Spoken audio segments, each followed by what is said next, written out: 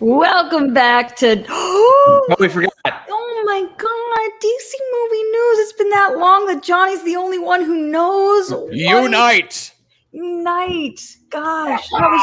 I feel like that was a soul crushing moment. When was the last time we were here? Fandom? We don't even know. No, it was the end of December for Wonder Woman 84. Come on now. Wonder Woman 84. I blacked that one out. Wonder Woman 84. This is good. We do keep coming back when there's a movie. That's actually a pretty good system. They do. That's true. Remember when we did this show every week for years without any movies, and now we do the show only with movies? We're learning, young Padawan. I mean, go back 3 years and 4 months or whatever it may be. We had nothing to talk about. We talked about how we maybe didn't ever think the Snyder Cut would even ever happen publicly. Who said that? Who said that? I think at one point all of us thought it. I mean, not me. No, Roxy, never. You, no. Roxy never said it. No. Listen, everybody has something to own up for. I share a tremendous amount of guilt for the fact that opening weekend 2017, I'll say it again, I ran into Zack and Deborah Snyder in a Korean barbecue restaurant in Pasadena, and I said to him, I liked it. And what did he do? He could have said, won my movie. Could have said anything. He said, thank you. Talked about Doghouse with me. Guys, Saint, listen, here we are on the other side of things. No one knows anything, but here we are now, guys. Good to see you. So we're on the other side in more ways than one. We really are. Let's do this, Roxy. Take us away. This is the thing. We are here to talk about Zack Snyder's Justice League. Zack Snyder is the first part of that because he's the bigger part of the story than Justice League even is. But we're going to break down the entire 4-hour epic saga that was. In case you are with us for the first time, welcome. We are the DC Movie News Weird panel. episode. The crew. Yeah, weird crew. Weird first time to be joining us, but welcome to the team. We're happy to have you. If it is your first time, all of us knew exactly what was happening the whole time. We all predicted it would happen this exact way, and we appreciate you for believing us throughout that. I'm Roxy Striar, Adam Gertler to my mullety left. Yeah, I'm rocking the real OG resurrection of Superman haircut, right? Now, very much so. Look at that thing. It's working. It's just working. And anybody who says otherwise, you guys are lying. Give us one of these real quick. Oh, God. Maybe it's Maybelline. If there was a fan blowing on it, it would just be incredible. The guy who keeps texting us in Eastern Standard Time, Jonny Loquasto. It is so good to be joined by you guys again and so good to hang out. And, we're here. It's crazy. Like a lot of us never thought this would happen. This is truly a monumental project. And I look at Zack Snyder's Justice League. It's almost like The Last Dance. We didn't know we needed it until we knew it was going to happen. The Last Dance got sports fans through so much of the pandemic. Zack Snyder's Justice League is kind of bringing us out of it. We found out this was going to be a real thing. Is it going to go to theaters? No, it's going to go to HBO Max. It's going to be in 4 parts. It's going to be in 6 parts. It's going to be one massive 4-hour chunk. Enjoy it. Don't move. Go to the bathroom when you have to. And that's what we did. And it's amazing that we actually got to see it. And wow, what a difference from the theatrical cut. Whew. I thought they looked the exact same. The only real true DC fan of all of us, Mikey Christmas himself, Mike Kalinowski. What? Woo! What? No. What? No, what? No. Look at you. You what? Never. Nothing. Hello. The grin on your face. Is this a grin just because we're back? Is this a grin because it's back? We're back. It's funny because I talked. It was before. It was last week. I had said I can't think of what it was about DC. Oh, I had asked. I said, "What do you guys think if Snyder's vision for DC?" We knew from Man of Steel. We said, "Okay, this is his thing. He's getting 5 films." Would the reaction to these films be different, knowing that it was an Elseworlds tale? It wasn't, because I talk a lot. Anyway, my point was I talked all day about DC with fans, and it just made me feel so good to go back. And there were people coming at, no, it'd suck. But it was what I like to call a rational discourse of DC movie talk, and it just made me miss how much I miss talking DC. So I spent a day of that on Twitter, like last week or something. So I think maybe that's why I'm smiling. I'm just excited to talk DC. It's been the past couple of days. It's been really good. It's funny because a lot of people haven't seen it still, and they're taking time. They want to watch it tonight. They want to watch it over the weekend. So they haven't seen it. It was 4 hours and it dropped. And dropped. That's Right. only a little bit ago. And that's their prerogative. I would rather sit back and enjoy it when I could. Like, if I could, if I got it last night, it's like, I'm tired, I'll watch it, but to each their own. So yeah, absolutely. I guess that's why I'm smiling. It's just nice. Everyone's clear and everybody's smiling in here. This is a full-blown spoiler review. So if you've not seen, we don't have the whistle like we used to have, like Ryan throwing up the whistle. Oh, spoiler alert! Spoiler alert! That's a siren. A siren, a whistle. We had a siren, or It like was a a whistle. siren, not a whistle. Yes, It was like a whistle. Spoiler alert! Do you know what a whistle is? Well, it's an alarm. Let me hear your whistle blow. That's pretty good. Okay. Wow, you're hip. That's that You're song. young. Let me see your whistle blow. No, Our resident hip hop expert, Mike Kalinowski. Yes. You got that right, Jay Quasto. Uh-huh. Damn right, I'm the hip hop expert. Blow the whistle. Didn't you see my WAP reaction video? It's WAP. It's WAP. It's not WAP, it's WAP. Okay, we're veering off into slippery territory, if you know what I'm talking about. And fucking twigs. Ooh, It's gonna get FKA. flipped. Ooh, Fucking wow. twigs. She's Oh not my even twigs. part of that song. This is why I really, really No. miss and love you guys. It's just incredible to be back. And we have other things. I do know we want to talk about blowing the whistle and fucka twigs, as you would call her. And But WAP. WAP. But more importantly, we're going to talk about our overall thoughts. We're going to get into the characters. We're going to talk about comparisons, obviously, because there's no deep way dive, to if you not will. compare. We're going to do favorite moments, least favorite moments, and we're going to hear from you guys. Super chat in or streamlabs.com/Roxy Striar if you guys have questions, comments, concerns, thoughts that you just really want shared. Those are the best ways to do so. So let's just jump into this. Let's dive in. Adam, I'm coming to you first. You watched this. I really am, Mullet Man. You watched. I kind of like that nickname for you. Mullet Man? Mullet Man. It's like Quail Man, but Mullet Man in a good way. You watched this. What are your first thoughts coming out of it? Well, we did, because I knew we were going to do this. I did not watch this in the best way. So you were great enough to get us a screener. Thank you so much for that. I finally got the screener thing to work after a night last night after 11 o'clock at night. My plan was just to get the movie started, watch it during a couple of parts today. I have a lot of jobs. It was hard to get a 4-hour movie in to talk to you guys, but I wasn't going to miss it for anything in the world. So I started watching it last night. I was kind of in and out for the first, I'd say, 2 parts. I picked up with part 3 today, had a little break where I had to do some work stuff, and finished it up a couple of hours ago. I think the movie was fine to digest that way, but I think I could have done it in one pop. Overall, I will say this was a great time. This was a great watch. I mean, this was really good. I mean, there was so much hype behind this movie. It had a lot less of the things that I think people really hate about certain Snyder movies, in that this is meant to be a payoff for going on this journey. I think that journey was kind of stifled by the studio and some other things. But this on its own, however we got here, was very enjoyable and beautiful and super well done. I'm not saying it's beyond comment. We'll get into all that stuff. But overall, I think most people will like this movie. I mean, it's just a good time. I think my parents are going to like this movie. Really? Yeah. It feels like an epic. It feels like a real classic epic. It starts slow. You don't see Batman in costume for an hour and 52 minutes. You know what? That's a good choice. Like, they picked their battles in a good way. I was really just like, man, I can't believe, and I hate to say this because I knew we were going to go and talk about it, but I kept thinking, it was like, yeah, there's not a lot to complain about here. And I've had plenty of complaints about other Snyder films. Yeah. Big time. Absolutely. You know? I know that you have. We've had some conversations before. I don't love the BVS theatrical cut. I like the Ultimate one better. I do think there should have been another Superman movie in there somewhere to build up that hero a little bit more before we killed him. But taking all that right here, I thought this was great. And I thought a big win for Zack Snyder, big win for HBO Max. Oh, yeah. I don't see a lot of losers here because nobody expects it to go on. And I don't think that's going to be the thing. I think the story is like, this was a successful experiment.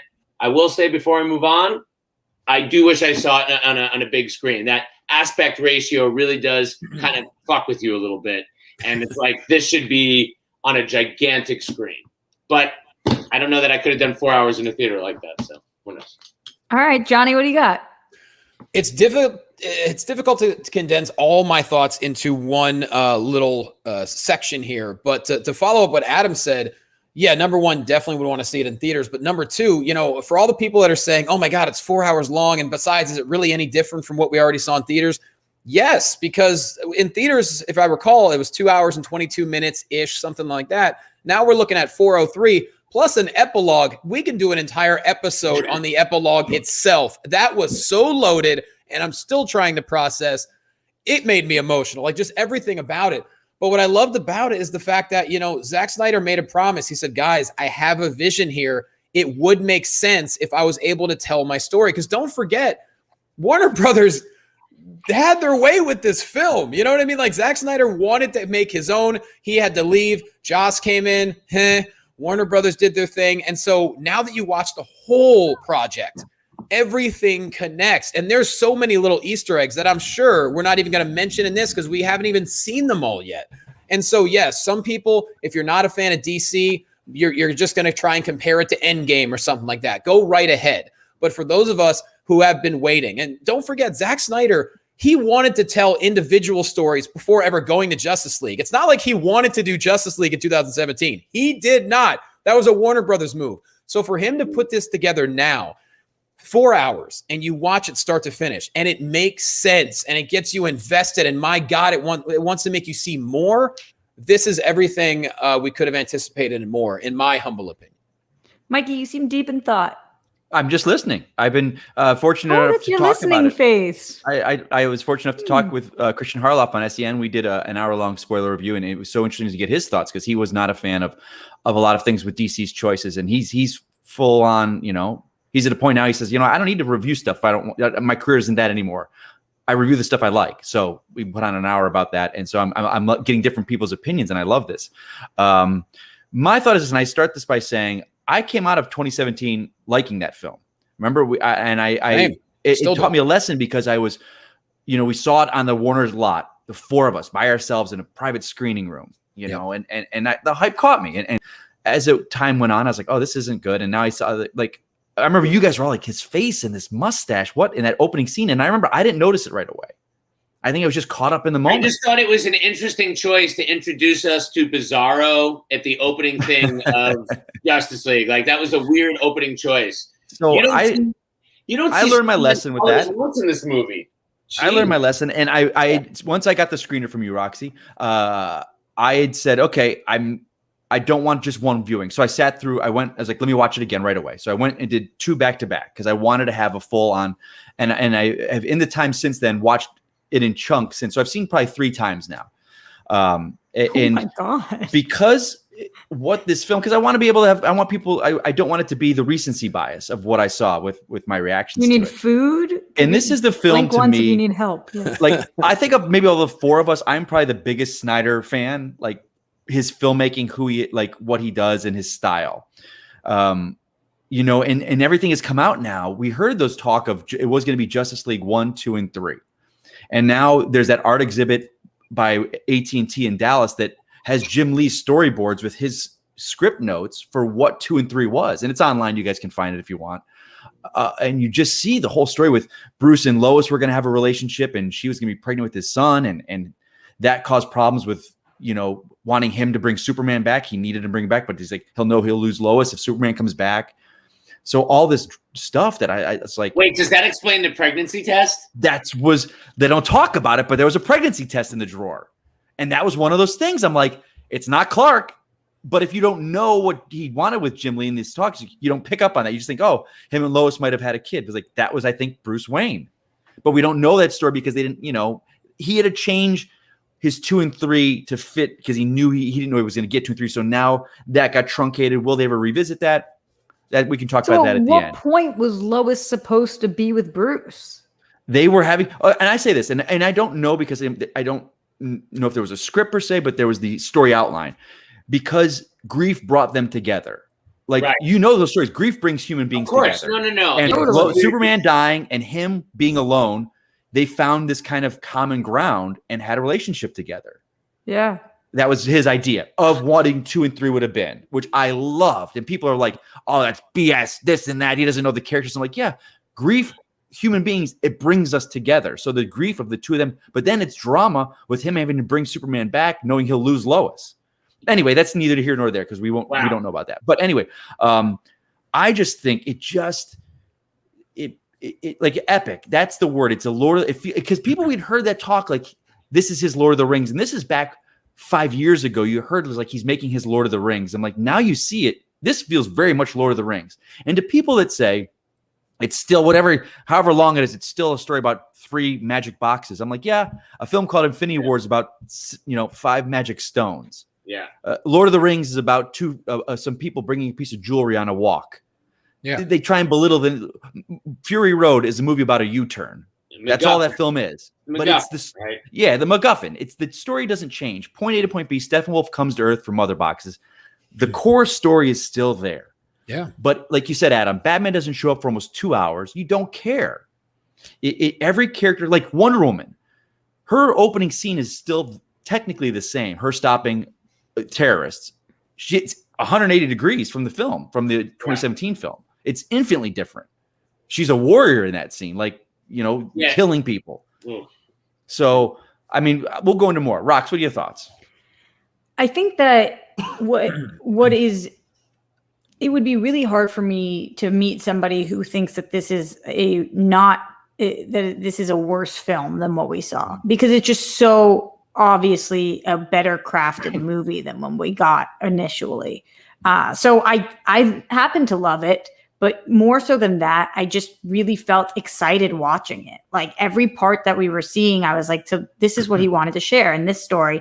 I am super hyper curious about what this would have looked like if we initially got a Snyder cut.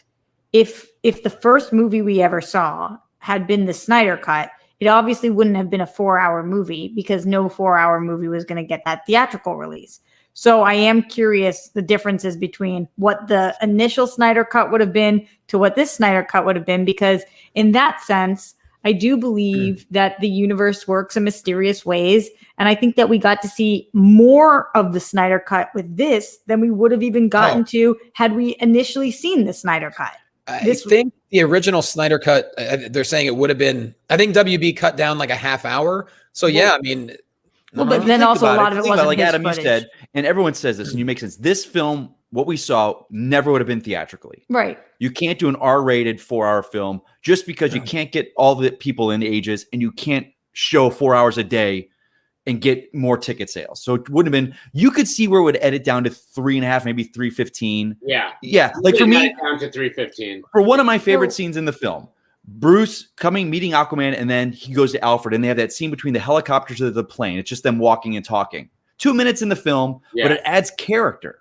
And that's what was the great thing about putting them in this year. I had a lot of scenes that I loved like that. I just think that when I am now living through this situation, I feel very grateful that this is the version that we got. Yeah. And in this way, because as much as I wish that this had been the movie that we all first saw, this wouldn't have been the movie we would have first seen. It's really interesting. Mike just reminded me of something, Roxy, when he was talking about that crazy Bruce Wayne, Lois Lane stuff. And then I think a lot of us heard originally Bruce Wayne was meant to die in the last film, right? Wasn't that part of it?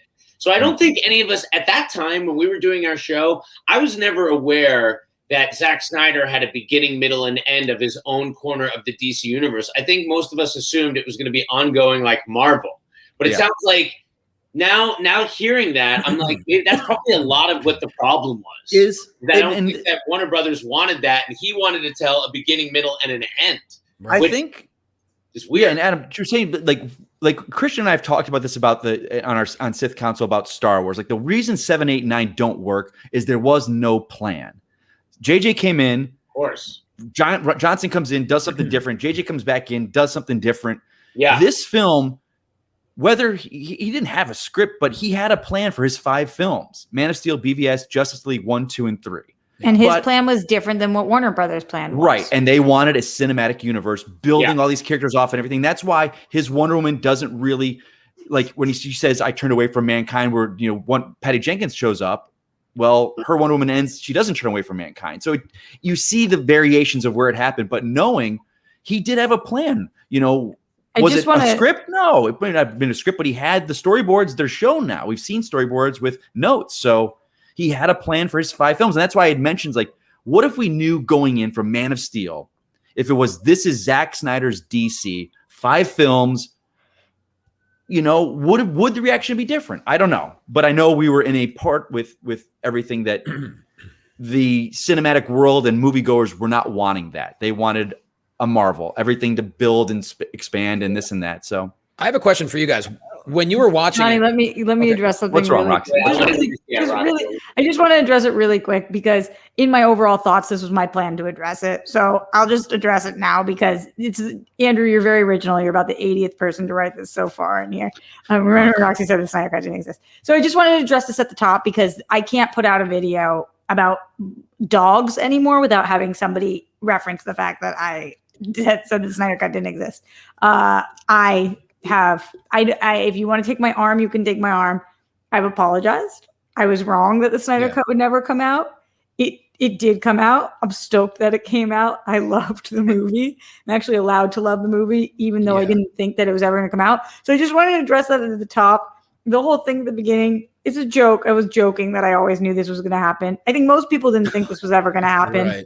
And so I just wanted to be very abundantly clear that I did say I didn't believe the Snyder Cut existed.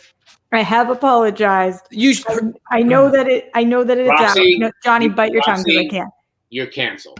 I am canceled. I'm sorry. But Johnny, I don't want to hear what you have to say right now because I know what you're going to say and it's going to make it worse. So that we're not going to do. And instead, we're just going to acknowledge that I'm a human being and that's just so. Thank you, Andrew, and to the 800 other people who have referenced that. You guys are dogs. Roxy is worse than Army Hammer. Yes. I mean, I can't even. That news today was like.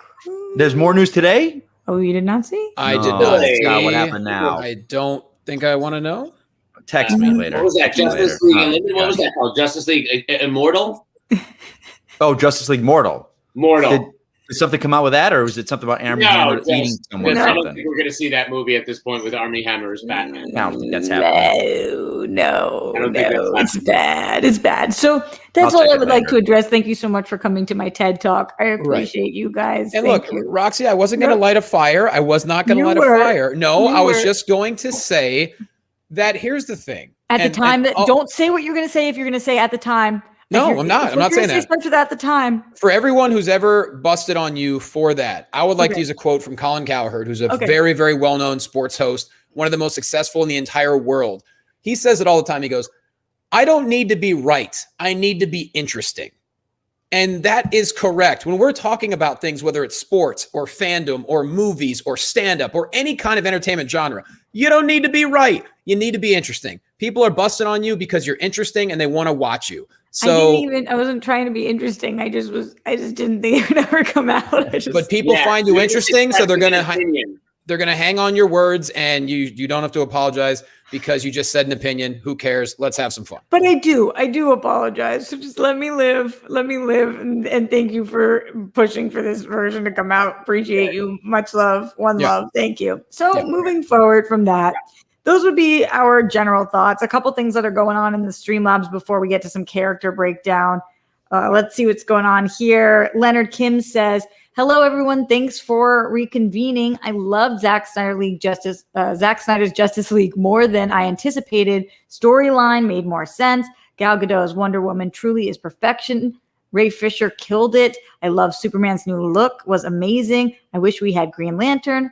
Oh, well. Yeah, a lot to love, Leonard Kim, a lot to love, and appreciate you writing that in. Also, Morse Code Z said, I agree, a win for all involved, but I disagree that it's not filled with Snyder-isms that will irritate people not a fan of him-isms. I enjoyed it, but not that much more than the theatrical. Also, some setups felt clunky and only pay off if we get more. I don't know if this panel agrees with that, but thank you for sharing your thoughts on that, Morse Code. Let's get into a little bit of ours. I guess let's start with, you want to start with the bat? You guys want to start with the Batman? Should we all throw off some favorite moments, perhaps? Or no, I think we're starting with some characters, Johnny. Why? You wanted to start with your... No, characters, go for it. This is us beforehand. Before the show, I said, what do you guys want to do for the run of show? Adam puts a cohesive run of show. I didn't. I already forgot. I said, All great. right. We get in here. I'm like, everybody cool with this order? You guys are all like, great. It's a I'm lot like, to okay. unpack. You need kind of a structure. Number 2, each Got it. character arc. Let me introduce that. Johnny's like, well, what about the moments? How you feel about the moment? Life is moments, Roxy. Life is a series of moments. Sometimes we win some, we lose some. We don't believe all videos exist. It's just a bunch of moments. You know? Are you guys upset about missing the line? So I hear you can talk to fish. I guess that's a Joss line now, or is that? Well, hold on. I got an idea. Start? Let's talk character. Let's do character.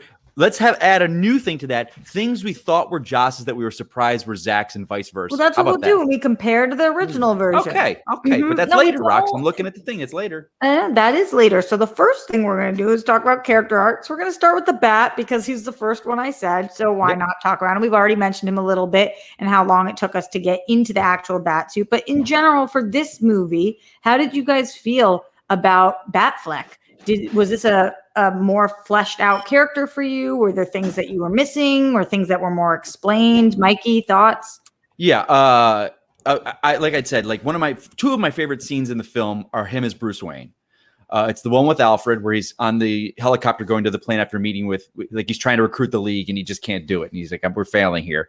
I thought he had more moments. Like it fleshed him out. He wasn't like he was failing trying to put this team together, but he knew you see, and what I love about this film is it enriches BVS and it enriches Man of Steel. Those moments, like I kind of try and tell people, it's like it's what WandaVision did for Age of Ultron. You go back now and you watch Age of Ultron, you're just like, oh my God, this is so much better film because all these moments are enriched. Like the BVS stuff, you see him failing, in BVS and what he did and what he wanted to. And so like, I think Affleck looks great. Like the scenes, it had to be the final scene of him with Martian Manhunter appearing at the end. That had to be a reshoot. Yo, definitely. He looked totally different. He looked phenomenal. He's like lean. Really good. His face looked healthy. And like one of my favorite moments in the film, it's such a little moment where Martian Manhunter's like, your parents would have been proud of you. And he's like, I hope so. Like that to me was brilliant. Like I loved it. Knowing me, I get teared up watching that. Like, Like I will say this, and I'll stop on that. I want the Affleck Deathstroke movie now. I want more of him in the role. I want him to continue. I want Matt Reeves and Pattinson to be their thing, and I want that. But I want him back in the role. I really do. It was one of my biggest takeaways from the film, Mike. I couldn't watch this without thinking to myself, I love Batfleck, and I'm so sad that doesn't seem like. I'm not saying it's never going to happen. I said 2 years ago, but he's not coming back to the role. But I'm wrong. I said nothing. I don't know if we're ever going to see him again. At this point, it doesn't seem like there are plans to do that. Right. And that makes me upset. See him in the Flash. He's going to be in the Flash. Right. That's true. But it makes me upset that we're not going to get a Ben Affleck Batman movie that is the Batman Deathstroke movie or whatever it is moving forward because, Mike. I just thought, like, because the cutscenes coming, the end scenes coming up, and it wasn't an end credits; it was just part of the epilogue where Deathstroke's meeting Lex. Like, oh, maybe that was maybe this was him already. But then you hear the dialogue was changed. And it's not about building an Injustice League; it was about I know who Batman is, and it was setting up their film. And very different. You hear Manganiello talk. I was like, Zack Snyder knew we were making a Batman film. He knew where we were going to go. What do you have to say, man? I'm just agreeing. There's honestly nothing I can add when it comes to Batfleck or look, like I said, I can go on and on about how great the epilogue was. I mean, the fact that it tied together so many things. Oh, chef's kiss. So anyways, continue. Yeah. I loved Batfleck. I thought he was phenomenal. I thought there was so much gravity to it. And go. You got the sense of where his place on this team was more. What his mission was, what wasn't going to stop him. Like, it just felt like the stakes were so elevated for him and for this movie that I felt like he had so much more of a through line. And if this had been what we had seen, I don't know that we get I don't know that if this had been the movie we had seen and then the reception had been as positive as it seems to be towards him, I think he probably would have wanted to continue to be Batfleck. Yeah. And that's a bummer that we don't have that. He was so perfectly brooding in this film, picture Batman. He's in his late 40s. He's 50, and he has to live with himself every day about not only the fact that, yes, he lost his parents at a young age, but now with the epilogue, we saw that maybe he's at fault for a lot of things. And so we're seeing you can see his thoughts, in my opinion. So yeah, it was really good. I just want to say I definitely like Batfleck a lot more in this version of film than ever have before. Again, not a big fan of the BVS theatrical cut. I definitely thought he had more to do. There was stuff that seemed to happen in the original and the theatrical cut that was kind of not in this film. I still listen. One of my biggest nitpicks is like I was not a fan of "and I will fucking kill you." It just seemed like Batman's way better than to come up with. Really? That's the first thing you texted us, though. Oh, I love that line. I just thought that was so corny. I just thought it was really corny, and like Batman's way smarter than that. Like, and I will fucking. I mean, but again, that was in a dream sequence. As far as I'm concerned, that didn't happen, so that's okay. That could be his worst nightmare, is being so unoriginal as to come up with a stupid, corny ass line like that. Like, that's fine. But in the film, I liked it. I will stop short of agreeing that I want to see more Batfleck in an original film, because again, I think Snyder was telling the story of the end of Batman. He said he wanted to tell the Dark Knight Returns, but here's how we're doing it. When he made his first announcement about BVS, it was like, we're kind of doing a sequel to Man of Steel, but we're also doing Dark Knight Returns. This is Dark Knight Returns Batman, and it's like, this is kind of like the pinnacle of his career, and he puts this thing together, and then, I see in Zack's vision, he ends up dying. I don't want to see this version go on, but I did like this version in this film. And that's allowed. That is more than allowed. A couple things coming in from the chat right now. Ralph Roy Millar says, I just love that this cut was able to redeem all our favorite characters and make the league actually feel like a team. Happy for Zack and for DC fans. I've been seeing that comment a lot take place about the characters, which is why when Adam, you said to break it down by character, I think really that's what people were acknowledging the most, the different character arcs that were going on. A couple other things. Sky Patterson says, I'm loving Zack Snyder Justice League. Huge congrats to the entire team.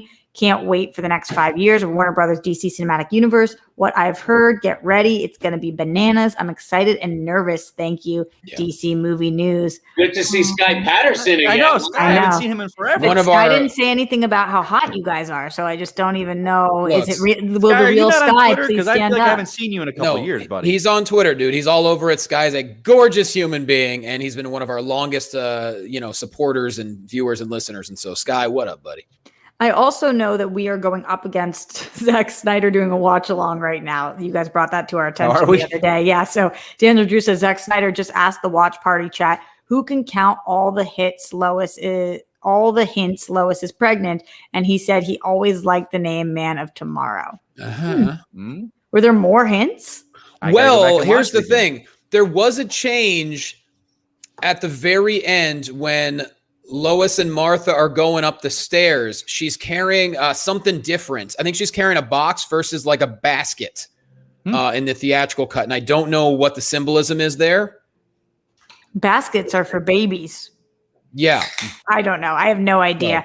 Brandon in here says that this version of the film made me like Barry and Cyborg more. So let's actually move on to talk about Barry Allen, The Flash. Yes. Good call. Barry Allen, The Flash. I'm you hated in the original. Yeah, so I'm going to kick us off by saying that like this was night and day for me.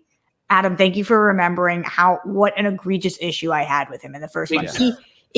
Remember when I was with Mikey, when we walked out of that, I really liked the movie. The whole day was amazing. Just the four of us being on the lot, it was just a great day. So we did definitely have rose-colored glasses. But the one thing that I knew immediately was, I do not fucking like the Flash in this. Oh boy. He just did not work for me. It was bumpy. The lines didn't work. I know Ezra Miller is a great performer, so it wasn't about that.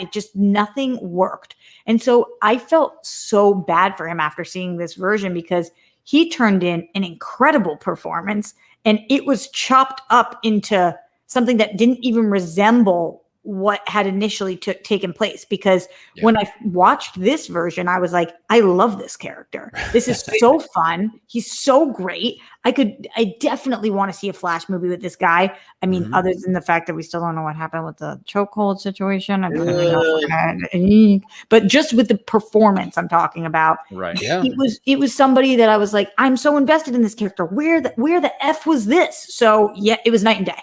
I mean, a few of my favorite moments in the movie were with him, whether it be when he makes eye contact with Superman, when you see the look in his eye, like, oh my God, he's as fast as I am. And then, of course, when he's going to get the dog walking job, great scene, even before he saves Iris. Awesome there. And then, of course, the relationship between him and his dad in prison. I mean, what great depth there was to him. And I can't wait till we get to Ray Fisher, because my God, was he awesome. But anyways. Yeah, I think he was, wow, what a huge turnaround. One of the biggest different things from the theatrical cut, Joss Whedon's version overplayed the quippiness.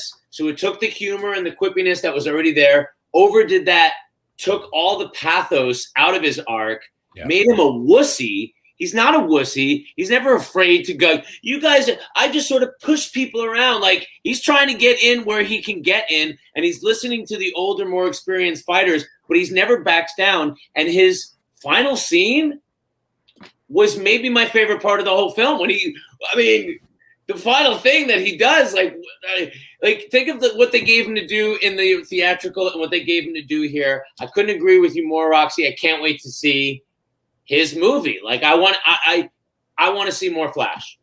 Yeah, Mike. Yeah, I think his opening intro is wonderful example of filmmaking of how to introduce a character. You understood how his powers work. You understand who he is. You understand, like, you set up his relationship. Like, he comes in for that job interview, and then he sees Iris, and then the music kicks in, and he's like touching her hair. But then the hot dog flows by, and I'm like, oh, where's this gonna go? But then you're like, oh, that's awesome. And he's with the dogs, feeding the dogs the hot dog. Like, it was he wasn't a buffoon. Like, it made sense. And then, like Adam said, like, the end with him. Like, him in that final battle was like, it wasn't like, which way's east? Which way do I go? Oh, das vidania.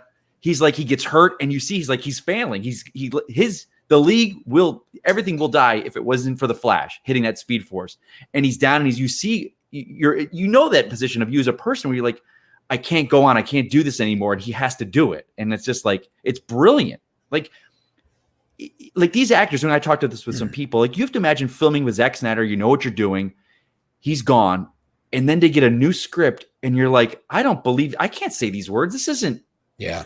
Like, and the fact that none of them lashed out early on, or like, now you see the stuff happening. You're like, just as an actor, like, your characters are 180-degree different. Like, you're preparing like, and planning, and then it's just. And then to know you have to say, like, well, I'm under contract. I got to do this. Okay, I don't. And then you hear those things where he's like, Whedon wouldn't take notes. He's like, I don't take notes from anyone. I don't take notes from Robert Downey Jr. And you're like, well, we've been filming this for 6 months, and now I've got to talk about brunch and what? And that's the thing is, I think, the theatrical version, when Joss Whedon came in, he probably realized, wow, there's not enough humor in this for my liking.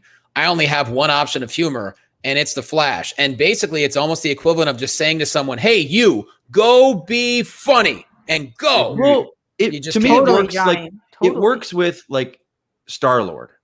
That works for the character. Like, that was where they were trying to create that MCU humor, and these characters, it doesn't work that way, like that. You pick the wrong characters. You need Guy Gardner in there if you want that type of humor. You don't just take, well, who do we got? Flash is the closest I can add that humor to, and go with it. It's like, this Barry Allen is a different Barry Allen. Like Roxy Hughes, like, I didn't want to see another Flash with him. I'm like, if this doesn't happen, it doesn't happen. But now it's like, I want to see where he goes. And it made you believe, like, Rick Fuyama walked away from creative differences. Well, maybe his Flash with Iris, what he wanted to do, was not going to end up with Whedon ended up with. So he's like, I don't want to do this. So speaking of Iris, I do want to mention her briefly, because obviously we have an Iris West, and we have this big, I guess I'm going to call it a meet cute, because that was the ultimate meet cute. Yeah, the ultimate meet cute. It's a hot dog cute. It is a very specific meat cute. Well, it's a meat stick, a meat treat, if you will. I can relate. Okay. So just do me a favor for the next minute. I'm only taking puns in the chat. Meet cute, stick meat, whatever it is. Only puns. Thank you very much to everybody watching us live. Thank you to all 400 of you guys watching us live right now. By the way, you guys are incredible. Please give a thumbs up, leave a comment. Again, only meet cute things related. Thank you. Yeah. The Iris moment. Well, when we get to some of our least favorite moments, I will talk about just slow motion in general in this movie. But the Iris moment, the way that was shot really worked for me because I do feel like when you meet who is seemingly the love of your life or whatever it is, everybody talks about this sensation of time kind of standing still. And he is the Flash. And so time always kind of stands still for him. As fast as it's going, it always is slow around him. And just the entire involvement of him being there. And if she had just been somebody else, I don't know that he would have done what he did, but him going out to the car and saving her and then coming back in with the hot dog, which could have gone so horribly wrong because it was like, what is he doing with the hot dog? But then it ended up working. Just the entire sequence, I was like, I am very quickly invested in this relationship. Very, very quickly. You just got it. It was like, and they were up against, Quicksilver scenes in the X-Men films, the more recent X-Men was like, those were those were just awesome. So you knew it's like, okay, slow motion with music, but it was a very different thing. It wasn't played for the comedy. It was played for a guy who's like, it seemed like when Snyder's vision was able to really indulge, we know that Snyder is a very indulgent visual filmmaker, right? He loves his shots. I mean, he does, right? And I think you needed that. It wasn't like it was totally different from what we saw in Justice League, but like you just understood it more. You understood the visual language of how he did the Speed Force much better in this version of the film. And I was like, oh yeah, you could see a whole movie of this and like that the slowness of it and like it was all just very well delineated, very well explained. And I agree. Obviously, they did the Quicksilver really well in the Bryan Singer film, so it was tough to compete with. But it just and you want to see them together. But it was cool. It's like they didn't talk. They're done. Like that's it, gone. And like, I mean, in all honesty, if they didn't, I'm so glad because she just was announced recently that she's back in the Flash film because they don't ever call her Iris in this movie. You don't see her name. So they could have just been him saving some girl. So it's nice to see we will get them together, in another film. So it was really nice. And it's just, she is so strikingly beautiful too. That just as we were watching, it just was, this is why Zack Snyder, I never knock, as much as you're right that I think, Mike, you are the biggest of the Zack Snyder fans. I actually really enjoy a lot of Zack Snyder's work. And one of the things that I think everybody can agree with is everything is so beautifully done. It just looks so beautiful. He's a visual filmmaker. He is. And this is when it really works.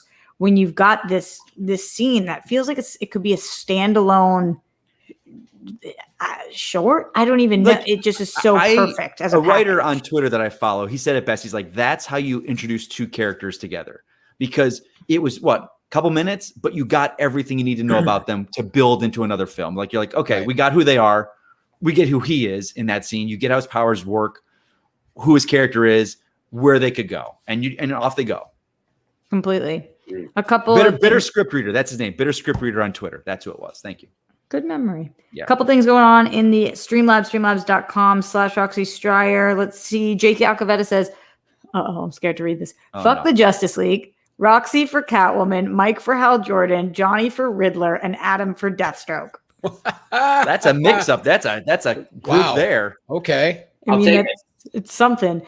Flugene Debs says, I'm by no means a Snyder fan, middling storyteller at best with a visual style that's both impressive and divisive. That being said, this movie is phenomenal, and I want to see this story continue.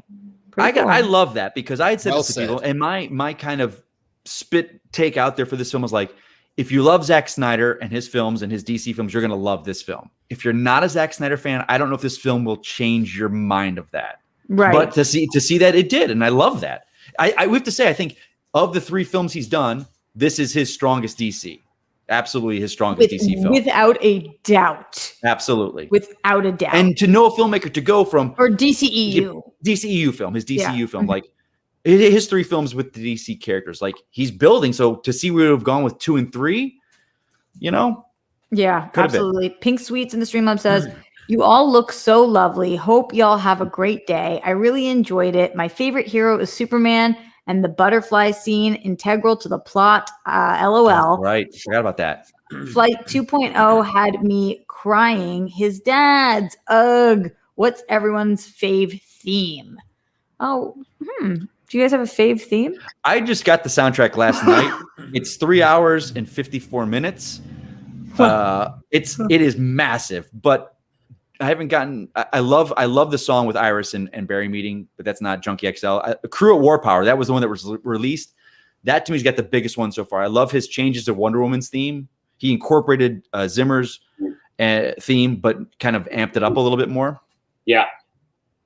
Let's take this one more super chat and then let's get to Ray Fisher because I know Johnny is itching to talk about him. And so are the rest of us. Frank Contreras says, Zack Snyder's Justice League was great. Heart, plot, action, organic humor is refreshing in a comic book movie. Jason and Gal being established in the DCEU adds star power. Fisher, OMG. Okay.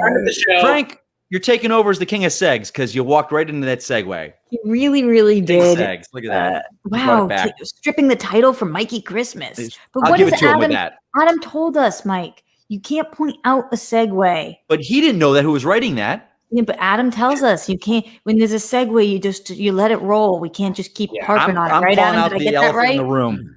Well, then it becomes more of a roadblock than a segue. It becomes this big thing, this obstruction that now you have to get over. Oh, okay. So let me try to jump over it again. Fisher, OMG, Johnny. Yeah, Johnny, well, yes.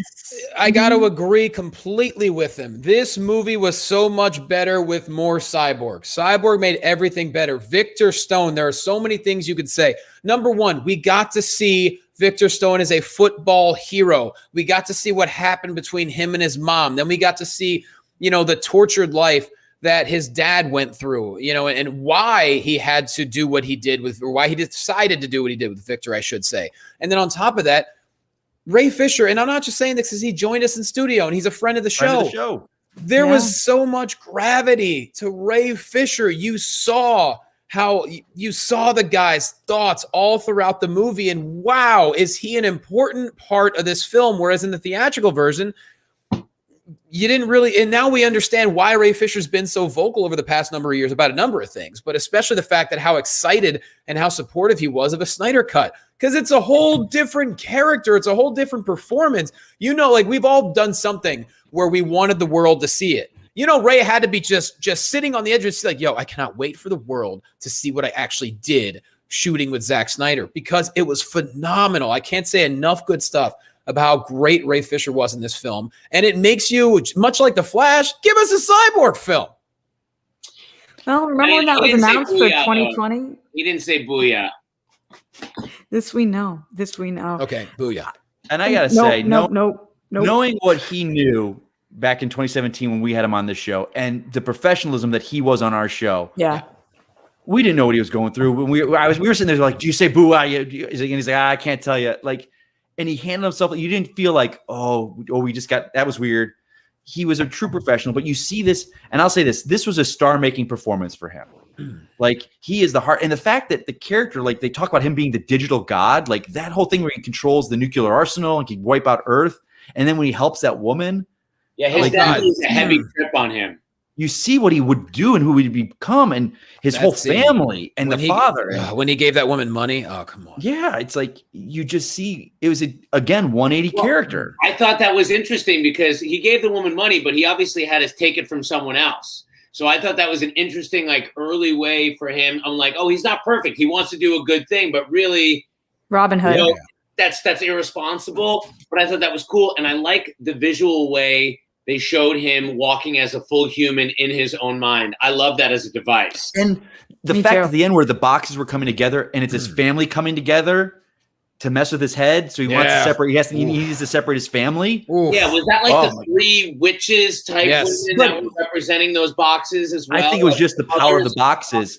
The boxes want to be together and it's his family join us together. The symbolism of that. But didn't they show them represented by these women characters at some point? That was early on that they were brought them. I think the boxes are just the box themselves, and it's just he's part of it now. Seeing the boxes need to come together as one, so they know in his mind it's his family bringing it together, and that will help him bring the boxes together.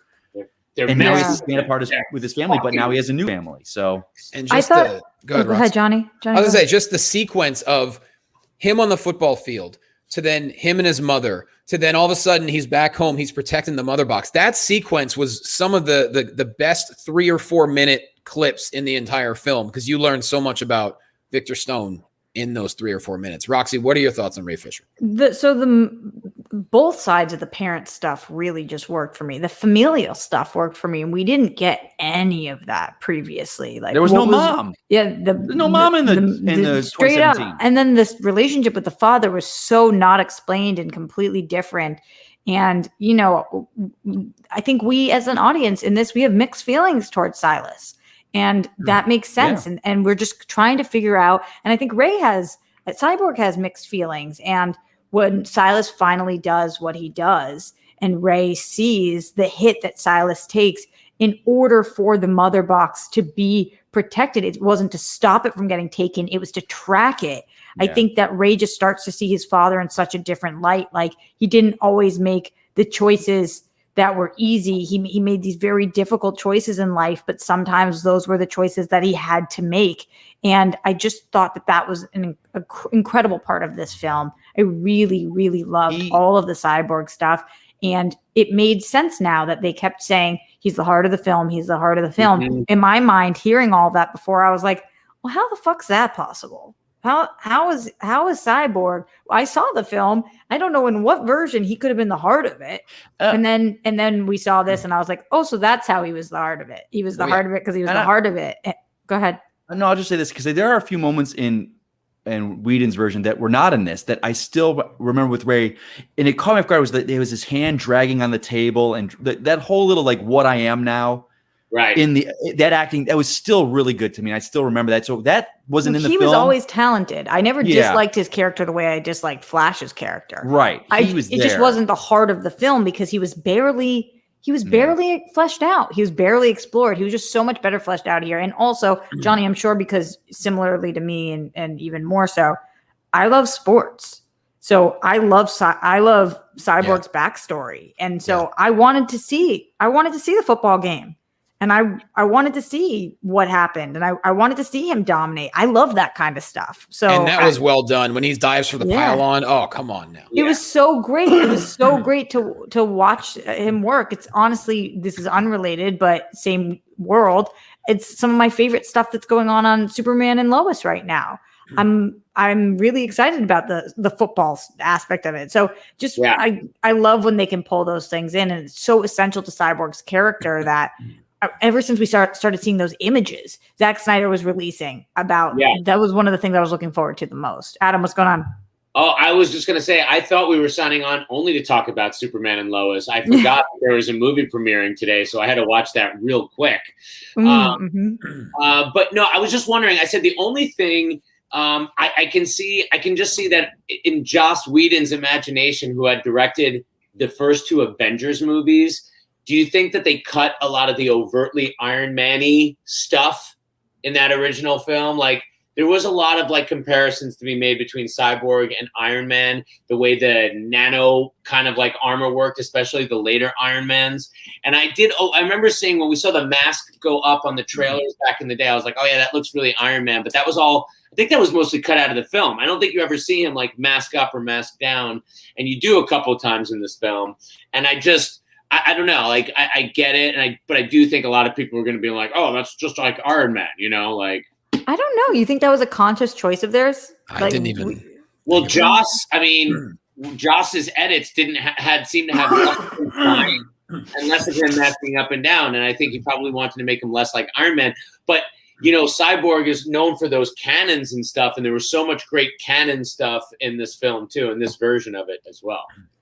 Let's move over to talking about Wonder Woman, because I know, Mikey, you mentioned that even in a scene that we got in the Joss Whedon version of her rescuing everybody, it was just so different than what we saw here. It's night and day, yeah. There was a lot of that. There was this controversy going into this also that we had heard about. the scene in which Wonder Woman with the lying down and the flash on top of her, whatever it was, there was just a lot of talk about the shots and the angles of those shots surrounding Wonder Woman. And go ahead, Mike. Know that you're saying that because when the cut came out in 2017, we didn't know who shot what. Mm-hmm. We didn't know. And there are people like, Jesus, Snyder, man, look at lingering on Gal's ass in the leather pants, this and that. And you're like, is it that? I don't want to believe it. You see this cut and you're like, oh, he shoots her above the waist. And that scene's still there, but it's above her waist. And you're like, oh, yeah, that's not. Yeah, that was really kind of cringy. And you're just like, oh, you see where it came from. And you see Gal as an actress. And they haven't said it, but there's a talk of Snyder's wife talking about, we had talked. There's a cast member that reached out to me and we think it got resolved in the point, like, and there's the talk that they think that was Gal talking to her about that stuff. So, but her character is like, she's a warrior in this. Like that guy at the beginning, she kills him. You see his hat floating down. He's dead. Like she kills him. That's your assumption on what happened there? Oh, he's dead. Absolutely. She killed him. He's gone. Like there's no way his hat floated down. He's gone. Yeah. I think these so people, too. They were going to kill he made a conscious decision to go from single fire to just rapid fire. And she, like every look she gives him, he's like, he's dead. Yep. That moment with the little girl when she gets down and says you can be anything you want to be. Just it just played out so much better. Better. But it was the scene in we see her. And what I loved about her big change for me was she was not against bringing Superman back. Like there wasn't that divide between them. Like this is wrong. We can't do this. And the scene with her and Bruce on the catwalk looking down at Star Labs, where she's like, I'm not here for you. I'm here for him. That she was not there. She was on board with it. She was at the grave digging it up.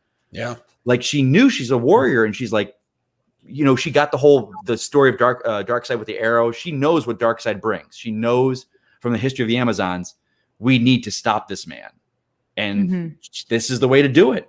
She was a warrior. She wasn't, wishy-washy about it. And man, at the end. Well, she's the most knowledgeable out of all of them. Right. And you see the cuts and what was used, like in the theatrical cut, she flies over Steppenwolf and cuts his axe in half.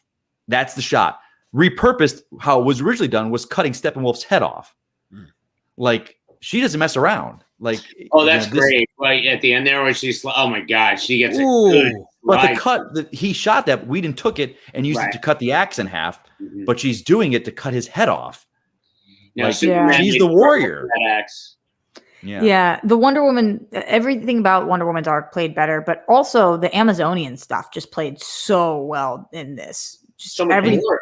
So much. Connie more. Nilsen talked about it. It's like, Zach and I shot a lot. And in the theatrical cut, she was in that one little scene. It's like, no, she's a big and a lot of the Amazons have big roles in this. And not just that, I was going to say, it really features a lot of the women who are playing the Amazonians. These women who are, I don't know who they are, but my God, they look like freak athletes. They are in phenomenal shape, and good for those actresses to finally get the shine they deserved, because a lot of them were just completely non-existent in the theatrical. Imagine being like, crazy. Yeah, go ahead. No, I was going to say, I love that part where was that in the original cut where they sealed up the temple and they had to kill all the Amazonians? Was it like that? That's the difference. They seal the temple, but he breaks through the temple and chases them. No, this was to seal the Amazons. They know they'll die.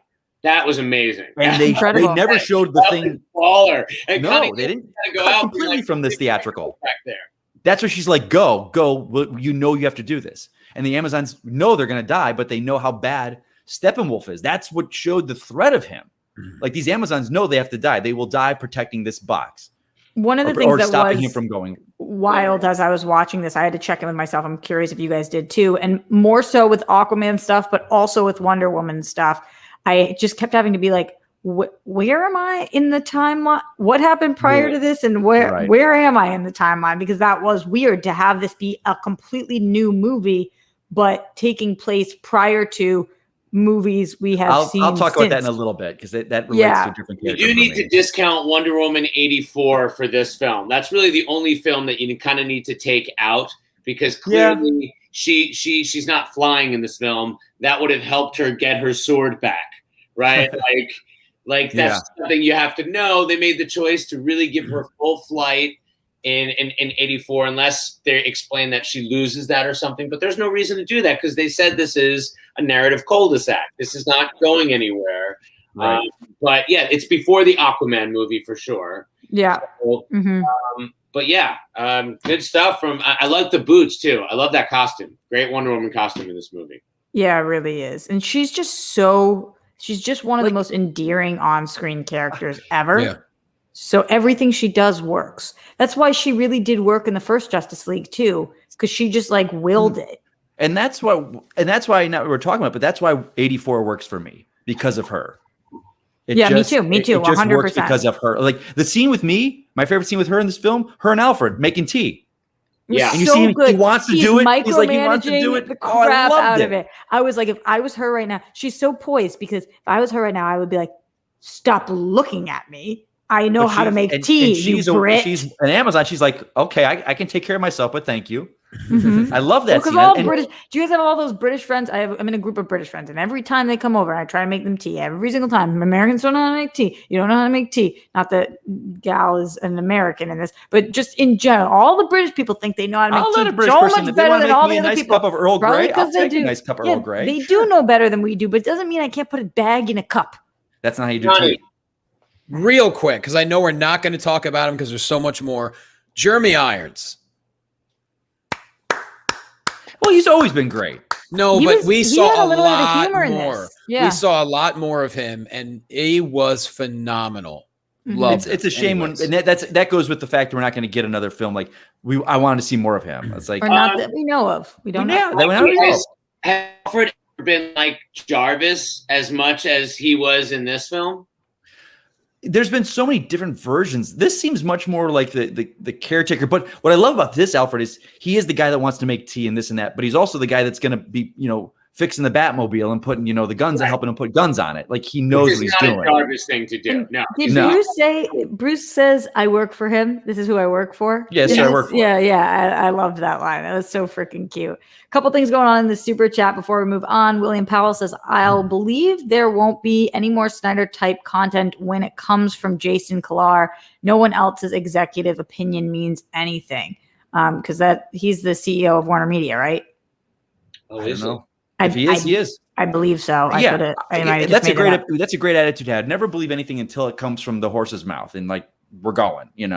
I'm the horse. But if this year has taught us anything, I am the walrus. Never say never. Never say never. And listen, if they're gonna do a sequel, this is their only avenue because I think they've said that like the Pattinson and Batman is its own separate thing, and you obviously have Aquaman and Gal coming. You have Ben Affleck coming. I mean, if this thing is a sensation and people really like it, they could do whatever the hell they want to do. It's their kingdom. I got thoughts on that.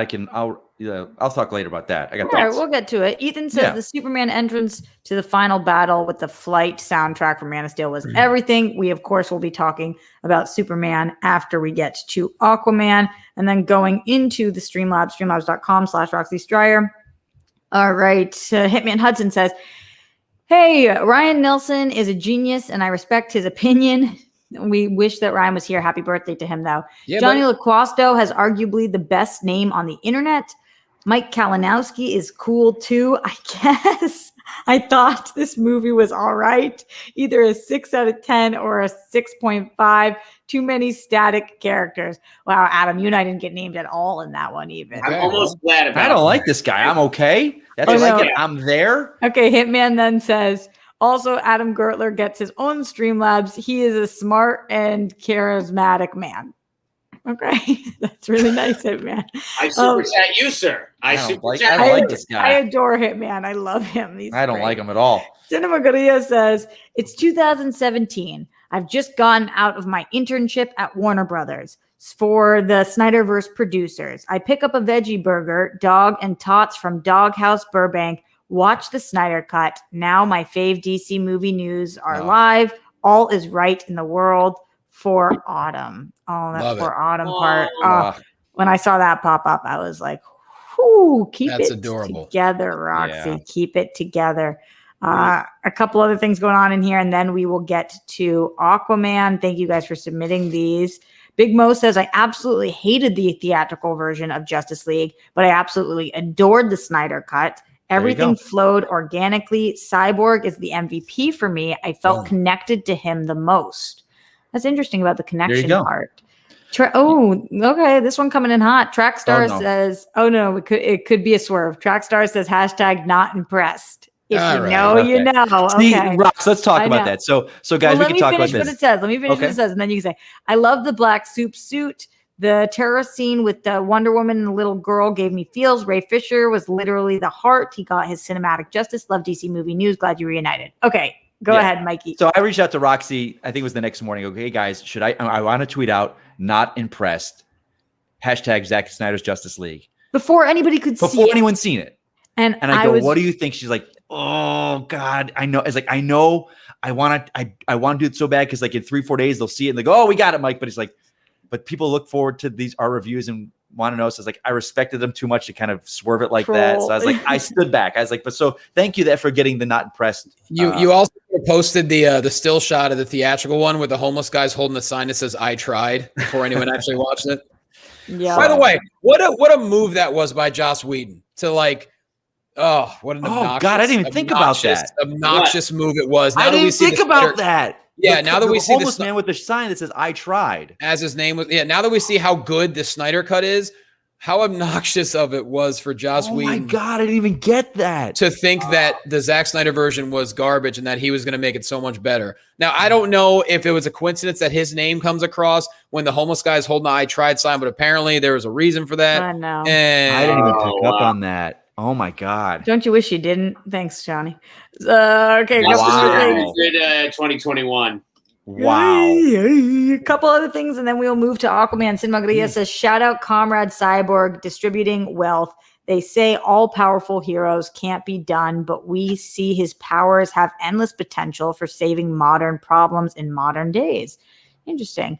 Flugene Deb says, does anyone else find it astounding that Warner Brothers saw this cut or something comparable and said, nah, fuck it, let's cut Fisher out and hire Whedon to replace him with some recycled humor from his mid-2000s TV shows? All right, well, I don't know that we agree that that's the exact conversation that took place, but what do you guys think about this? I think you have to look at it. It was a storm that was happening. BVS had come out and not done well, or not done the reaction that they wanted. It did financially well, but it was not the reaction they wanted. They went into Suicide Squad, started messing with that. Snyder had his plan, but they're like, this is not working. We can't do this. We got to pivot. And they moved that ship in a different direction. And it just, before Snyder left, there were a lot of battles happening. It's like he was fighting comedy trying to be put in by the execs, but he was like trying to, you hear the stories. And then when his daughter passed, he just did not have, he said, he's like, I don't have the fight anymore. So that's when he'd stepped away. So it was the BVS that started it all. So it wasn't just later. It was a lot of stuff happening. It's hard to say what was the right or wrong thing to do when you're spending over $250 million on a movie and you're not seeing the response that Marvel sees, and that's all you want. And you're an executive and you're not a creative. Right. And so you can't say that what they did was wrong or right. I will say I didn't like BVS. I mean, I walked out of it like a bummer. A lot of people were bummed when they walked out. Bummed. Yeah. And bummed is not a good way. Don't tell me a movie can't take itself seriously or be whatever. You shouldn't be bummed. And I think because they messed with that movie, because the Ultimate Edition was a way better movie, because they destroyed the character of Superman in the theatrical version. You could go back and second guess it, but at the same time, those were the decisions being made, and that's what was coming out. I was going to ask you guys, if they released this, do you think it would have been successful? It's hard to say. In exactly this form? Yeah. If they followed up BVS with this movie. I do think it would have been successful because I think it was really, really fucking good. Here's the thing. It could not have done any worse than the theatrical version. So for that, it would have been successful. I think they just needed to say, this is that, because when we always talk, you guys always talk, we want a plan. We just want to hear a plan. We just want a plan. We just want to know where are we going with this? Are you quoting me? I don't remember which one of us said it. But if they would have said Snyder's films are 5 films, it's going Man of Steel, BVS, Justice League 1, 2, and 3. Yeah. and they would have let the ultimate cut happen, on screen. I don't know. I can't say. They would have been great. I know. Honestly. I personally would have been. I would personally been like, let's go. I'm in. Let's go. I'm on board. If I know let's what go. we're doing, then I'm ready to do it. If the people know, because look at what's the discourse that's happening right now. People are saying, "Oh, Tyler Hoechlin, that's Superman. That's Superman. That's his early saving the green car," and he's like, "That's Superman in 30 seconds." This was not the Superman that people were expecting, but that's okay because he is, and that's why different versions are great. Mm-hmm. Right now we have Captain America, Chris Evans. That's the only Captain America we have. There are no other versions of him. Well, there was never another version of him. Matt Salinger. All right. I have officially seen the pilot of Falcon and the Winter Soldier, so all right, settle down. I will neither confirm nor deny. So what I'm saying is we have, these are different versions, and if we knew going in like this is not the Superman, like Adam, I asked people, when about that didn't like this film or didn't like whatever BVS, I go, when you played Injustice, did you walk away from that game going, not my Superman? Now he killed the Joker. No, you go, that was an awesome story because you knew it was a self-contained story telling their tale with the characters. So if going in like, okay, it's not going to be the Superman that I like, but let's see what they do. But that's not how it was ever sold to us. And people exactly. Marvel Cinematic Universe was underway. It was like, this is the DC Cinematic Universe, and their leadership has always been the problem from the beginning. Yep. They don't have a president like Kevin Feige who makes the calls. The person who just super chatted in was like, I'm going to listen when this person says it. And we all were like, why that person? There's no person that is a mouthpiece. Yeah. Right. There's honestly, nobody. Based on what we just saw with the Snyder Cut, I have no doubt that if he would have had his five film run with, like you mentioned, JO 1, 2, and 3, I absolutely think it would have all made much more sense. And I think it would have been a huge success because he had the time to tell the stories he wanted to tell. You're talking about a decade though, right, Mike? You're not talking about 1, 2, and 3 without individual films in between. You're talking I'm just talking Snyder's films by themselves. He was not trying to connect other people's works. He was not. It was his films for 5 films, and that was. I wonder where the disconnect was, though, because Warner Brothers never signed off on that. So I don't know where the disconnect is with that. And again, I think it was just ideas and storyboarding and working. Okay, this is if I get there, this is where I want to go with it. Our man again, Sky Patterson in the house. I love Ray Fisher, Cyborg, Heart and Soul, Justice League. I'm so proud of him as a black man activist. I love seeing representation. We need more diversity. Thank you for fighting me. Thank you for fighting me. I'm crying. Fighting for me. Thank you. I'm crying. Sorry. Don't be sorry. And that's important because I love that you loved him. I was trying to think there, and there have been people for a year bashing this film, and anytime Snyder did something, they'd bash it. And I want to say, it's like, okay, I don't get that. I don't understand that. Especially if you're a creative, but how about we celebrate the fact that 4 actors of color were completely wiped out of that film and are now having their roles re-put in the film the way they were intended. Like, let's celebrate. You might not care that, this director gets to make his film, but let's at least celebrate the good stuff. Who are you talking about? Iris? You're talking about Ray Fisher, the mom, Ryan Choi, Adam. Oh. And Silas Stone had a full thing. So that's 4 actors there. You're not even counting Cyborg. No, because he was. And then let's talk about the fact that visual effects houses that would have been closed because of the pandemic were given work. Yeah. People talk about take 70 million and give it to other films to make films. Like, no. That's not how the industry works. They kept jobs for people for a year. If anybody's mad that this movie was made at this point. But there have been people bitching about it for a year, and it upsets the hell out of me. I know. Let's take this one, and then let's talk about Aquaman. William Powell says, no, you can definitely tell Warner Brothers made the wrong decision in 2017. Telling a DC story through an MCU lens was always going to fail. I agree 100%. It's its own thing. But we live in an MCU world where a society. Oh. There we go. Sorry, I tried to we live in a society where the trailer. He was trolling everybody. It was so great. We live in a world where I heard about it. Look at this perfect example where certain things teach us to learn a certain way. Like the MCU, for better or worse, has taught audiences to expect certain things. They want a connective universe. They want post-credit scenes. Netflix has taught people to binge watch. So when WandaVision was weekly, people were bitching about it. They're like, we should have all been at once. So we're in a world where content is now, we're used to seeing it a certain way. Let's say there was never an MCU. Let's say it never happened. There's no Iron Man. Dare you? Let's just say it. Let's just say it had never happened. Fox was making movies. Universal was making Marvel movies. This film would have been we would have been in a much different place with Snyder's 5 films. Yeah, but we weren't. I know. Yeah. All right, let's talk about Aquaman. My man. Sorry, Johnny, that's your line usually. My man. There we go. Aquaman in this movie, and I know, Mikey, you and I spoke briefly about the fact that this was when you were having to check in about when this was made or when the timelines are with the Aquaman movie, because that one throws you off.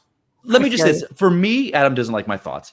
Adam was for pissed. Me, I know, he's like, for me, Aquaman was the Johnny. Least changed.